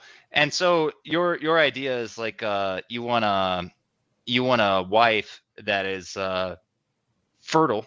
Number one, 90% of the eggs dry up at 30, and yeah. Is So that basically, even I have true? to. Yes, Anyway, it's go on. true. Go look at Molyneux, and now I'm rhyming. But yeah, dude. What are you getting at here? I can is to have a kid. I can fuck No, it's not whores his number if I one want duty. to. Okay, Number one duty. The number one duty is the church. The number one duty is the representation of the way that the man represents the church and the woman as the body of the church. That's the number one reason for marriage. Procreation is maybe a second or third. Okay, second or third, fine. I'll concede. Second or third. It's one of your top 3 reasons. Yeah. To get married. Yeah. Yeah. So then why are you making excuses like women's eggs dry up and like why are you saying that? Like it's your top duty. Yeah, it's not an excuse, man. It's just where I'm at. Okay. Cool. So wait. So hang on. So you're saying that Richy's failures, as he's adhering to his duties, which he considers his moral prism, are wrong because he's failed? I'm not saying his that, like, no, we're not saying he's failed. We're saying there's room for success that he's not taking. What I was curious about, right? And what room for I say that- success? What is your track record of getting people married, sir? My track record? What are you talking about? I'm talking about better than yours. Of getting people married? From the sounds of it, Richy can correct me if I'm wrong, right. but from the sounds of it, he's saying he could marry a virtuous woman, but she'd be a mother, and he can't find anyone that wasn't. He can correct me if I'm wrong, but that's essentially what he was saying. No, So so my Well, it's question was, why it's don't you certainly marry it's her? certainly difficult to find, dude. I don't know. All right, here. I'll speak in terms that you PUA guys can understand. I Thanks, understand bro. this. Appreciate that, man. Basically, my value, arguments. my sexual market value keeps increasing, and I'm hoping that I will be able to snag a fertile, younger woman. That's basically my best prospect to becoming a father and like being a. How does virtuous your person. sexual market value keep increasing? with Yeah, age? what part of your Because I keep sexual making market more value? money and fucking look at me. Okay, fucking look at me. That's a great argument. You keep making more money. So are you going to leave with your wallet? So no, this is genuinely speaking. This is genuinely speaking like how. Wait, Richie, are you going to use your This money? is how sexual market value works. That's how Are you sexual going to market use your value money works. to meet a girl? Is that you're going to leverage that? Women are primarily concerned with resources. If you can't provide Now, resources, why is there a contradiction to children. say a virtuous woman would not be after security? That doesn't make any sense. Well, he thinks that his But ability he can to give make security more now, money- right? Yeah, He can he's give a not form of trophy. security, but that does not necessarily mean that he's going to not have to search for a long time for the type of Christian woman that he wants, that has the So- virtues that he wants, that's willing to give him the children he wants. That may be a search. It takes a while. Let me So you're explain telling me this. he can't find someone because he doesn't have enough money? I'm looking That's why for the a search is- That's not what diamond was just in said. the Why don't rough. hang on? Well, I'm Stop, curious, stop, so stop. what are you Marcus, saying? repeat my argument back to me that I just gave you. Repeat it back. It sounded like you were saying that he needs more resources in order to find this virtuous What was woman my because argument that's what back? they want. What was my argument? That's what it sounded like you were saying. I didn't say a word about that. All right, well then, what were you saying? Okay, 'Cause so that's pay what it sounded close like. attention now so that I'm you can listening. get this correct. What Try I use said was PDA that when it could you're- take a long while for him to find a virtuous woman that fits the Mhm. criteria that he has for his very Yes. rigid ethical system. Why is Yes. that problematic? He's indicating that it will be easier when his SMV increases, specifically his money. So we're asking, That may be how so. is that actually going to help? Because, of course, women who are inside of the purview of our moral system also understand the duties a man has to provide them with security and provide them with these other values. But That Richy doesn't can already mean do Can you not provide them with security right now? that doesn't mean that there's not other options within the purview of these virtues. Doesn't mean that just because you have the virtues and the woman has the virtues that everything just lines up. That's So these- ridiculous. so This these is a virtuous- ridiculous so these- standard. So these virtuous women are going to be more likely to date Richie once he has more money, but they're virtuous women, right? And it's No, just that's for not what I security. said. That's ridiculous. What I said was that they may not align with the value structures. It could be any number of different reasons. However, he might consider his strategy for finding one of these women to take his time, accrue his resources, to give the maximum value to his family he possibly can. When he does find that woman, what in the world could possibly be wrong with that? I'm engaging with what Richie said, and he said that his SMV is going to go up, and that's going to be the big thing that's going to help him meet a wife. When I asked him about SMV, he specifically alluded to money. What is So- SMV? Sexual market value. And I'm sorry, is that not a factor, Alex? I don't think money is going to help you accomplish your goal. No. Yeah, I actually don't think money will help you. Like, God bless I you. really don't. If you want a bunch of If sugar you're babies, then continuing yeah, to get that's not what you older, want. You don't think money's going to It's help gonna you be- raise a family, it's huh? gonna be more difficult. Yeah, money's Well- not going to help with a family at all. That's One the of the most most insane virtuous thing I've pe- ever one of the heard. most Well, virtuous well, people well, I know. Family. One If of Richie's one of the broke, most then you're right. virtuous Andrew, people I if one of Richie's the most like a virtuous 200K people I in debt, know. then you're One of the correct. most But I don't think he virtuous is. people. One of the most virtuous people I know is a family member of mine.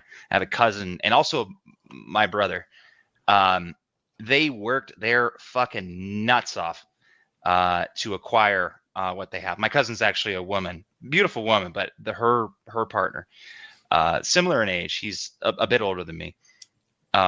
They are multimillionaires living very virtuous lives, and they started early. They started having kids early.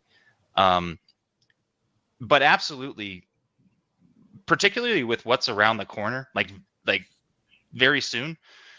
I think that the type of woman that I would be looking for would be interested in having a man that could provide a substantial amount of wealth for them. In fact, I think that if I were to find a woman that sort of just fell into my lap, I would basically look at them as a barfly. I wouldn't see it as Okay, You don't you feel like want you deserve you it, want you a just- gold digger? I see. no, you're Doesn't retarded. sound like a virtuous woman. Like Do you feel like you're retarded. at this point in time? Can you not take care of a family? Do you not have the resources? What to does raise a that? It's a family? non sequitur, bro. It's a complete and total non sequitur. It's Richie, are you not at a irrelevant. point right saying- now where you could he's raise a few saying that the kids? You reason don't have he the money can't yet. find a Because if woman- that's the argument, then we don't have a disagreement. If you're saying, "Hey, listen, man, I don't have any money right now and I can't raise a family," then I'll say, "Okay, fair enough." But if your whole point is that, like, my argument is that I haven't been able to find a virtuous woman that's fertile, particularly in my area, which is whatever. It's not but And it that's seems like fine. the That's main thing nothing that to you do think with is going money. to help you with that is making more money. Absolutely it is. No, Yeah. that's not what he said, though. What That's he's what he saying. said right now. No, It's and, he just and repeated I'll that. clarify. It's very simple what he's saying. He's saying that until he finds a virtuous woman, what is the problem with him accruing resources for the No, that's not what potentiality he's saying. of his future family? That's Why not would what that he's be saying. problematic? That's not There's what no- he's saying. Is that We not what you're agree. saying, Richie? No, it's not what he's saying. No, effectively yes. Like if I found a virtuous No, woman now yes. that was All right. if I found a say virtuous those woman words. now that was working and like was into me and whatever, like we could make a jive. Great. and we'll start Richie, building but she would be a family together. barfly. She fell But into your water. I want her, to have the opinion that she's going to be a stay-at-home mother. She's going to multiply, and that's really fucking tough right now. So like that's what weighs on my mind heavily when I'm looking for a mate, man. I don't know. Okay, so what you're saying is I don't know how have that's like money difficult to raise a understand family right now. Is that what you're saying? If that's what you're saying, then I get it. It's fine. But what you sounded like you were saying was that the more money you get, it's going to be easier to find a girl, and that's why you can't find a girl right now. If you're saying, look, I don't have enough money to raise a family, so I'm not even going to look for a girl yet. Dude, this is the most sexually degenerate fucking. Richie, let me restate this position the best way that I possibly can. Andrew, the position was simple. With all due respect, he's been cutting me off every time I have an inquiry with this other guy. It's fine. Save a Christian. Please, may I? Save a bro. I will be fair, and I do have a good point. If you disagree, then I digress. But to be fair, Richie and Marcus specifically were having a back and forth interaction. I think that it would be I think that the integrity of the debate would be upheld most if Richie was able to speak for himself and actually clarify his point. Oh, but it's not okay when I'm cross-examining Marcus for him to speak for himself. Alex chimes in. That's bullshit. No thanks. So back to where I was at. Let me just restate this position because it's a simple position. Let me not listen to the moderator. Just do whatever the fuck I want. Dude, Richie's the moderator has to be fair. The moderator has to be fair. Moderator has to be fair. Richie, I'm sorry that the moderator hurt your feelings. Let Richie answer his own questions.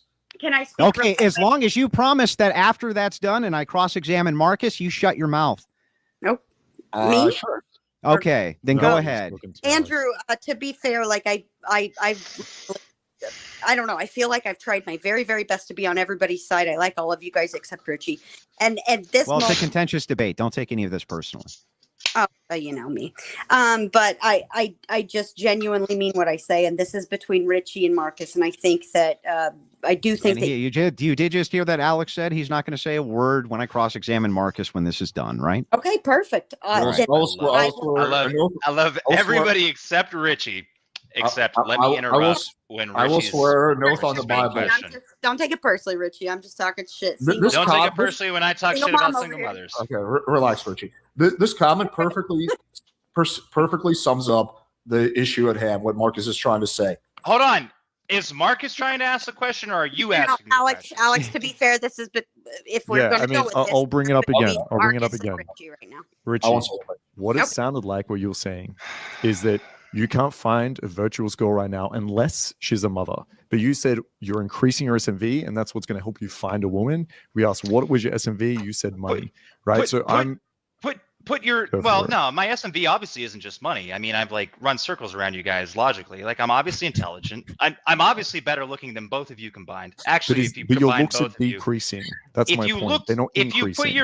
If you put your looks combined, you might actually be an uglier person. Richie, you're such a Why are you butting in, Alex? I'm also Alex, funny. why are you butting Alex, in? could you we just had the moderator interject. Oh, okay. Well, then if that's the case, then he just threw the rules off, Mod. So let me restate his position. Okay, so then I'm just going to talk over you, and then it's going to be a total shit show. So well, then, I mean, we'll do that because you don't want your boy cross-examined by me, Alex. You know it. I don't care if cross-examined. It was just funny. He said that he referenced me. He said that he's better looking than me, and I'm making a joke saying that agrees to the ground rules, breaks him immediately. Genius, Alex. Great look, bro. To be fair, he was making a humorous comment. He wasn't coming in to save anyone. You guys go at it. Let him do it. You guys shush. I'll shush too. I'll even quit with the faces. I mean, Richie, if you want Andrew to come in and give his opinion on it, I don't mind. It's just that's. Can you just shut the fuck up while I talk? Like that's fine. Boy, don't let him off the hook. This is probably why you don't have a goal, man. We're all Alex, chill, mute. It's all good. Because I hate pickup artists. You have a lot of hatred. Yeah, it feels that way. Oh, I do. I hate Wicked. I'm not a big fan. But what about Christ, bro? What about not interjecting? He taught us 5 times, bro. Yeah. If you could just like. All right, let's hear it. What are you going to say, Richie? You agree to it? Yeah, no, it's not the primary reason. There's a lot of different reasons. I've had crazy life shit happen to me, but whatever. It's like I'm not making excuses. The number one thing that I can find is that young fertile women, particularly attractive young fertile women, are looking for a level of a lot of things, like whatever. my best chance, if I meet that girl, right, and then it's like we just click, I wouldn't want to start a family with her immediately anyway if I wasn't secure enough in the future for creating those children. I think I could probably swing it just because of family connections, etc. But it's not even really it, man. Like I'm basically just focusing on gaining enough resources that I could start a family if it happened. And even more than that, what I've recently noticed is that living for myself, being selfish with my money, is deleterious. It's corrosive to my soul. When I do things for other people, I notice that I have a much more of a benefit, and so my money goes to like saving. And if worse comes to worse, I really don't mind just being a good uncle figure to my dozens of nieces and nephews. It doesn't hurt me at all. And no, I don't think that like as as desirable as it is, you know, whatever, I'm still a man, to have sex with easy pussy. It's just not desirable to me. Like it's not. I know that it would fuck me up in the end. I know that ultimately it's like it's just a soul thing, man. I don't know how else to explain it. I know. I'm sorry, I'm rambling, but I've been up since like early. No, it's 5 a.m. here for me, so I get it. No, yeah, I understand if that works for you, right? That's completely fine. It's just that earlier on in this debate, it seemed like you were forcing people to make a certain decision, right? And so right now, I wasn't forcing anyone. We were arguing encouraging optimization, right? It's optimal. Yeah. And the reason I was bringing it up is it seems like it's more optimal for you to be with a single mother right now since you couldn't find anyone else, right? But if you're saying that's not the reason, and it's just like you're not ready right now and you're working on things and you want to have enough money so you can support a family, then that's a different argument. I understand, but it's not what it's interesting that this argument became about me. It's just like typical PUA guys, but that's fine. What do you mean by typical PUA I don't mind. Well, because you guys don't have arguments against these like broader spectrum like consistently throwing out oh well, what about this, what about that, Naxalt, just nonsense. And you got crushed in your arguments. And so what you typically like to do is you'll find a guy that hasn't been reproductively successful, and you'll say, oh well, here's what you need to do, Richard. You just gotta, because your followers. I actually have no problem with you not being followers. reproductively successful. I don't, but it's like you were using your worldview to say that we should be having kids and it's our duty, yet you didn't want to do it with single mothers. That's why I brought it up. Well, in my worldview, I don't mind if you don't have kids. I don't mind if you focus on your nieces, nephews. Dude, we talked about this earlier. 40 times more likely to be sexually abused. I don't know if you guys are done with the inquiry, right? Because it's getting circular. But if you are, I would like to move into my cross-examination. Thank you, but with people listening, there was still a lot of interest from the chat, and I think that Marcus was just getting to a point. Okay. But Andrew, yeah. I mean, I've kind of made my point. That's fine. If Richie wants to say anything else, he can. But I think I made my point. It's whatever, dude. The internet is a fickle place, and people don't really watch debates to have their minds changed. They sort of watch their debates to have their positions reinforced. I hope that there's some possibility that some people are actually considering, like, hey, it's kind of fucked up. I guess don't be a bad example would be my life, and you could criticize that as much as you want. But I've been broadly open and honest, and okay. There it is. Marcus, is there anything else? Any points with? No, that's cool. That you wanted to kind of hone in on, or? It's all good. All right. Okay. Marcus, would you be willing to mandate your preferences on society? Which preferences? I don't know. Whatever preferences, doesn't matter. It's irrelevant to me. Like people shouldn't kill each other preferences? Whatever the preferences are. Okay. Yeah. Preference what I would have is that people do not murder each other. Okay, so that's one preference, right? So, and you have no trouble mandating those preferences on society, right? Because you believe that those things are optimal. It's optimal for people not to kill each other, murder each other, probably. Not kill, but murder. That specific preference, yes. And would you say the same thing about theft? Yes, I would say the same. And would you say the same thing about adultery?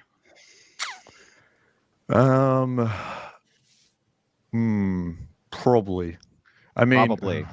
Probably.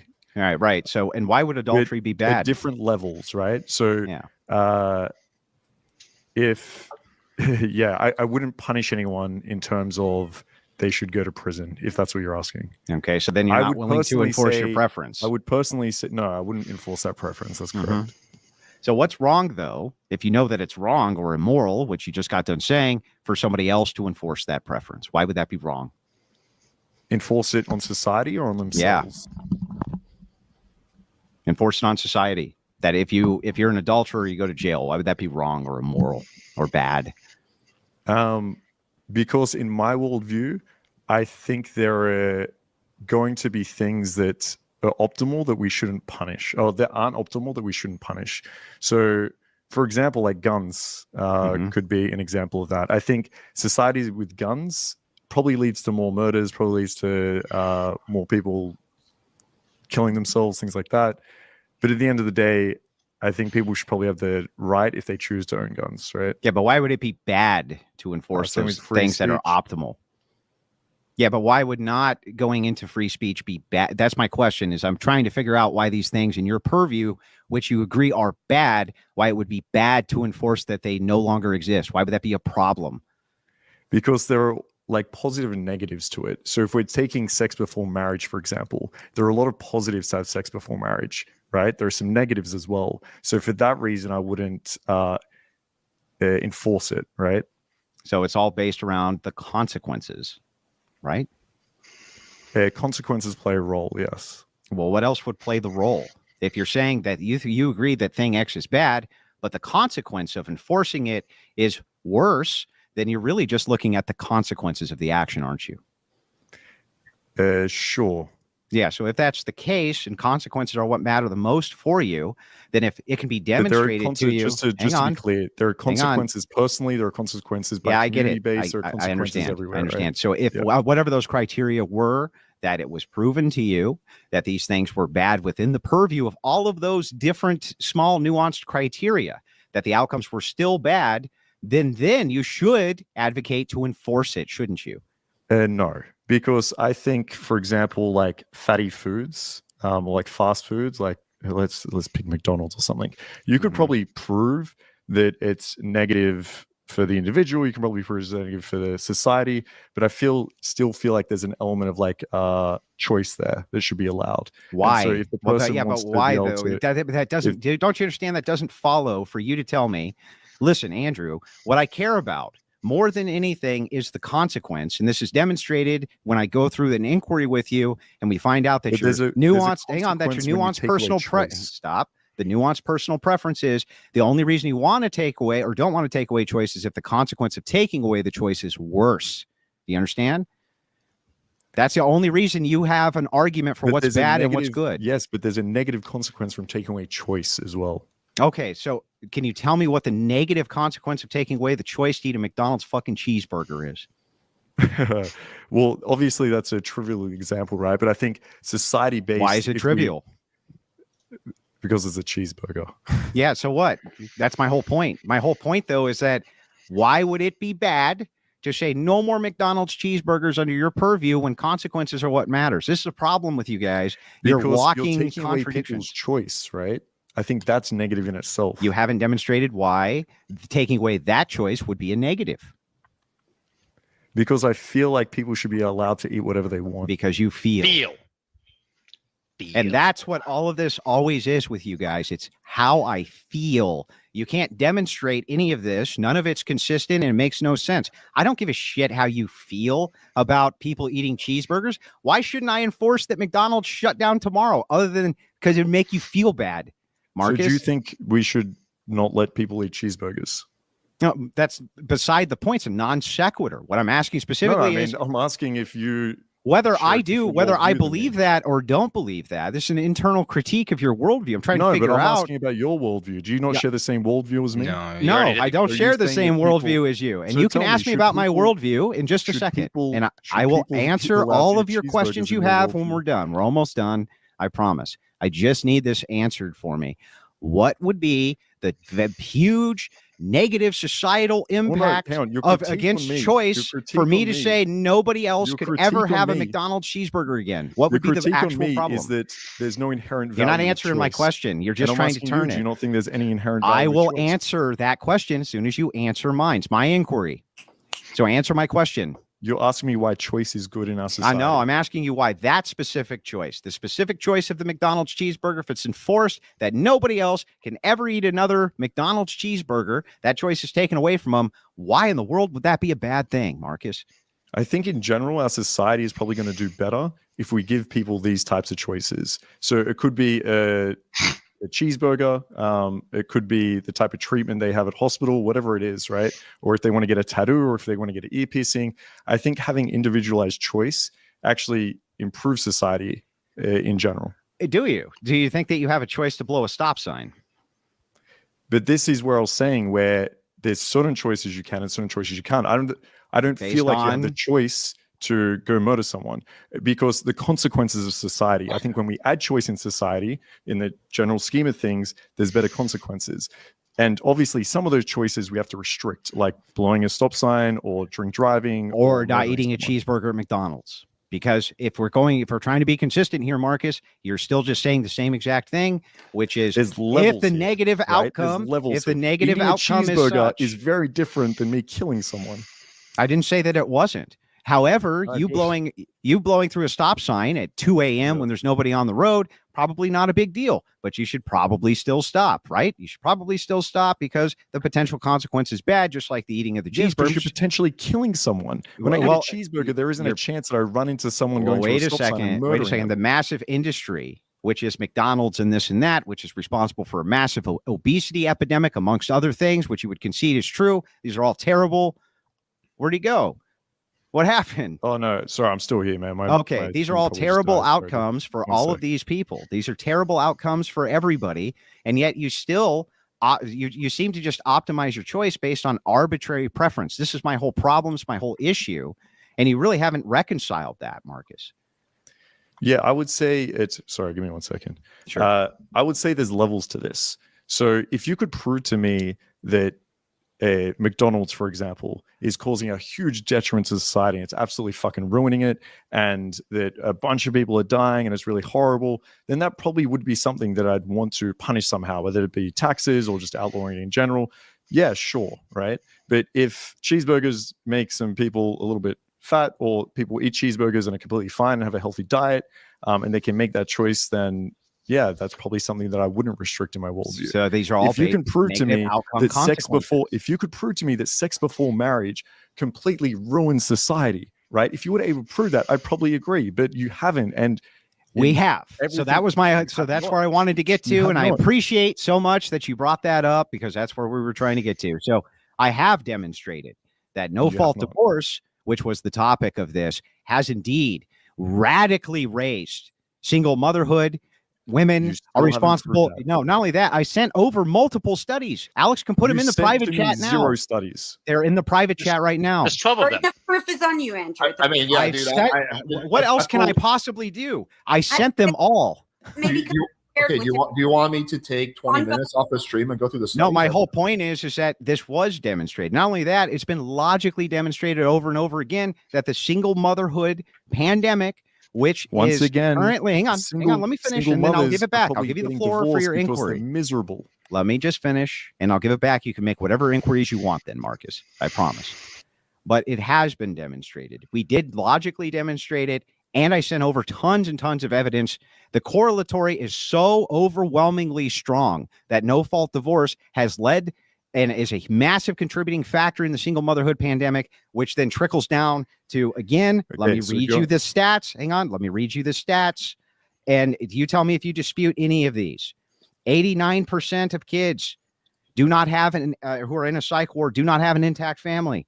Fatherless homes. 90% of homeless kids, fatherless home. 85% behavioral disorder, fatherless home. 70% of kids in juvenile hall, fatherless home. 71% of teens. Here we have No, don't say nothing. Let me finish. And then again, I said you can have the whole floor.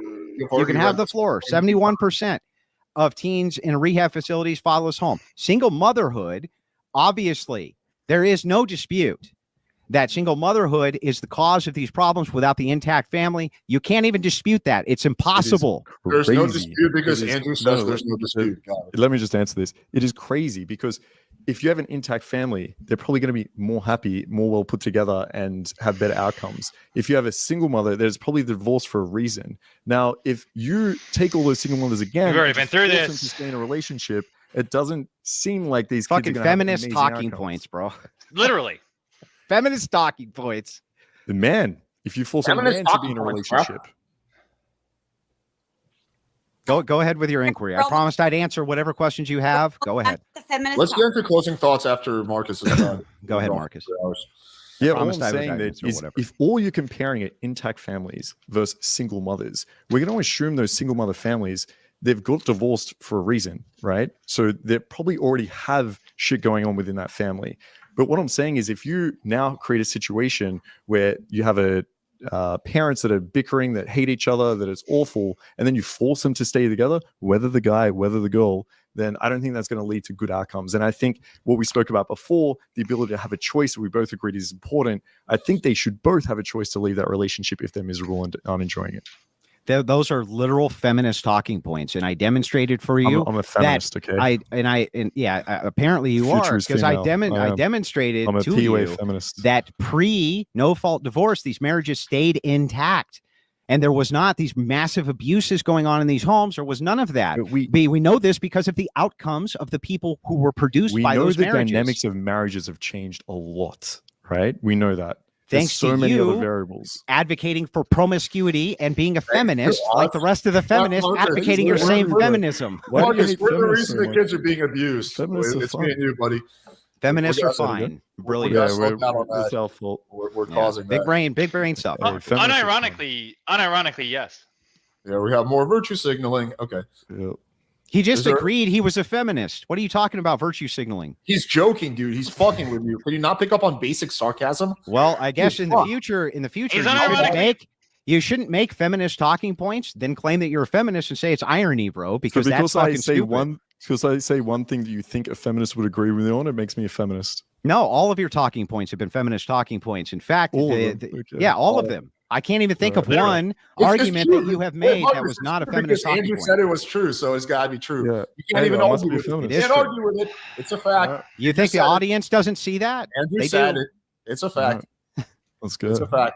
All right, so Demonstrated. do you have any more things you want to get to before we get to closing? Yeah, thoughts? I'm open for inquiry. good. I promised I would be.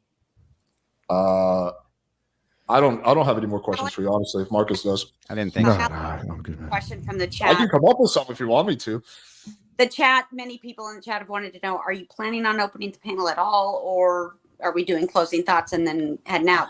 Deal. And then fuck. Okay, we can do like 20. It depends on what the rest of you guys think. I can't, guys. I have other stuff to do this evening. I do appreciate work. very much the debate. I'll stick around for like super chats and stuff. I think that's totally fair, but I have my own chat, my own show to get back to after the debate is done, and I have my own super chats, and guys, I got to take care of on my end. So Yeah. Okay. So closing thoughts. Yeah. Who wants to go first? I'll go first. okay. Yeah, fuck it. Effectively, everything boiled down to in this debate, Naxalt. Not all X are like that. Every logical position that was presented by Andrew and I was totally refuted by, well, actually, there are single moms that do this, or actually people who will operate in this.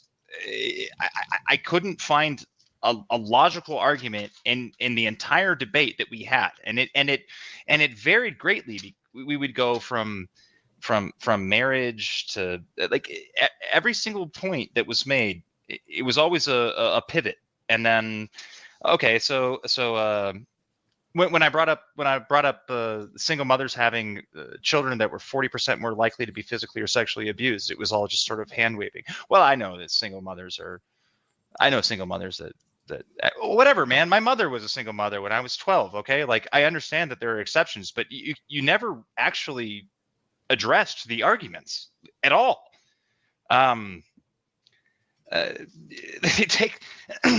You took no responsibility for the negative repercussions of your actions, because truthfully, down to your core, everything is an excuse in your, and I know that you don't perceive it this way, but this is how I perceive your arguments. Everything is an excuse for your hedonism. Everything is basically around how much pleasure can I get out of things. It has no serious purpose. You have no serious like pillars or foundation for the way that you think that you do outside of literally your physical feeling. Even down to Marcus talking about, oh, well, I need to have a, oh, well, sex is great. Good sex is good. Even to the point where like I can't actually get married to a woman if we don't have sexual compatibility. But then he would sort of like make this like woo excuse of like, oh, well, cuddling on the pillow and then like we touch each other's hair and scratch it feels good. Even that, which sounds good to a woman, by the way, particularly a young woman that is like, oh, he really cares about me. And it does feel good. Don't get me wrong. Like I understand like that connection between men and women. It does feel good, but it's like, it's still just pleasure. There's nothing there. Like there's nothing. There's no morality. It's literally just pleasure. Hedonism. That's it. Thank you, Richy. Can I go next? Of course. All right. So the debate strategy with Andrew and Richy is basically, I have a grounding from my worldview. So I'm right. That's the common argument I hear over and over and over. Cut out. You did. I didn't know if it was just me. No, it was God, actually. God cut you out.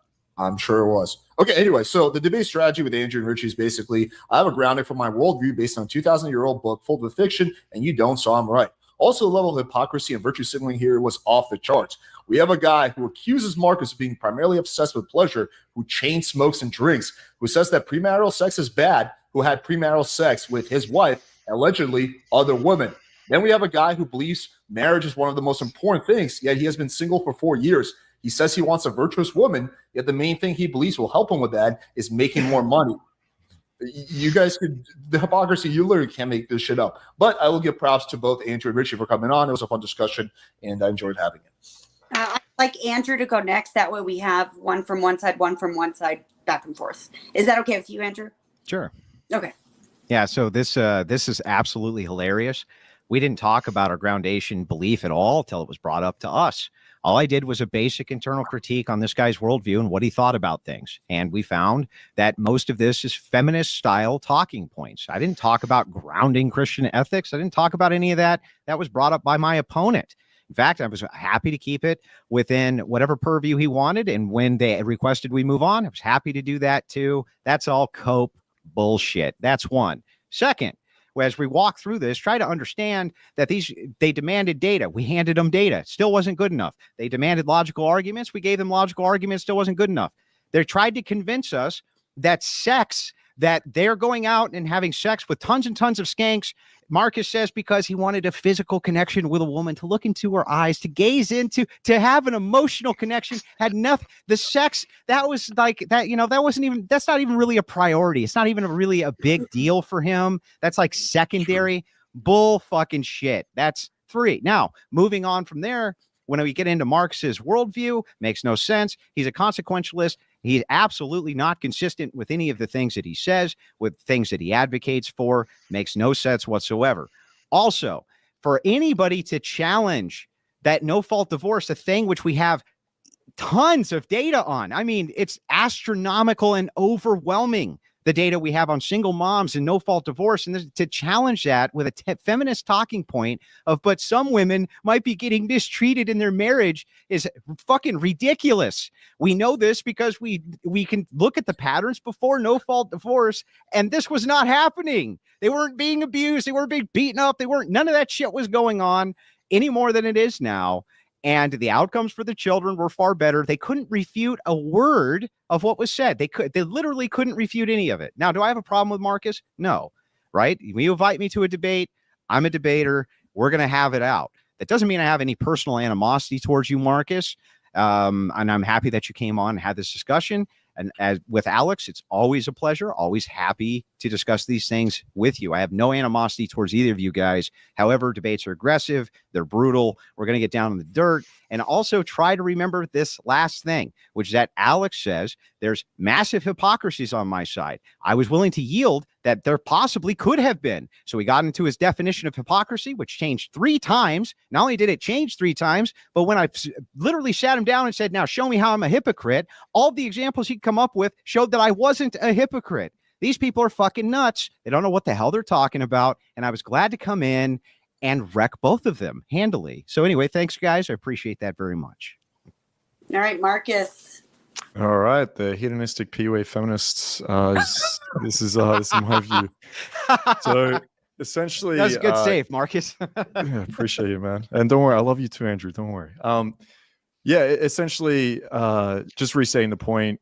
Sex before marriage, I don't think is a problem whatsoever. I think it does allow you to cuddle, look deep into someone's eyes, and actually build a further connection. Of course, the sex is also amazing. You get to tie girls up, to have fun, you get to explore your kinks, but at the end of the day, you get to find out whether you're actually compatible with this girl or not.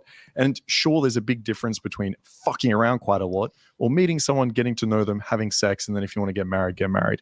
In terms of the no-fault divorce, I was actually never shown stats. I know you sent them to Alex, but you never sent any to me.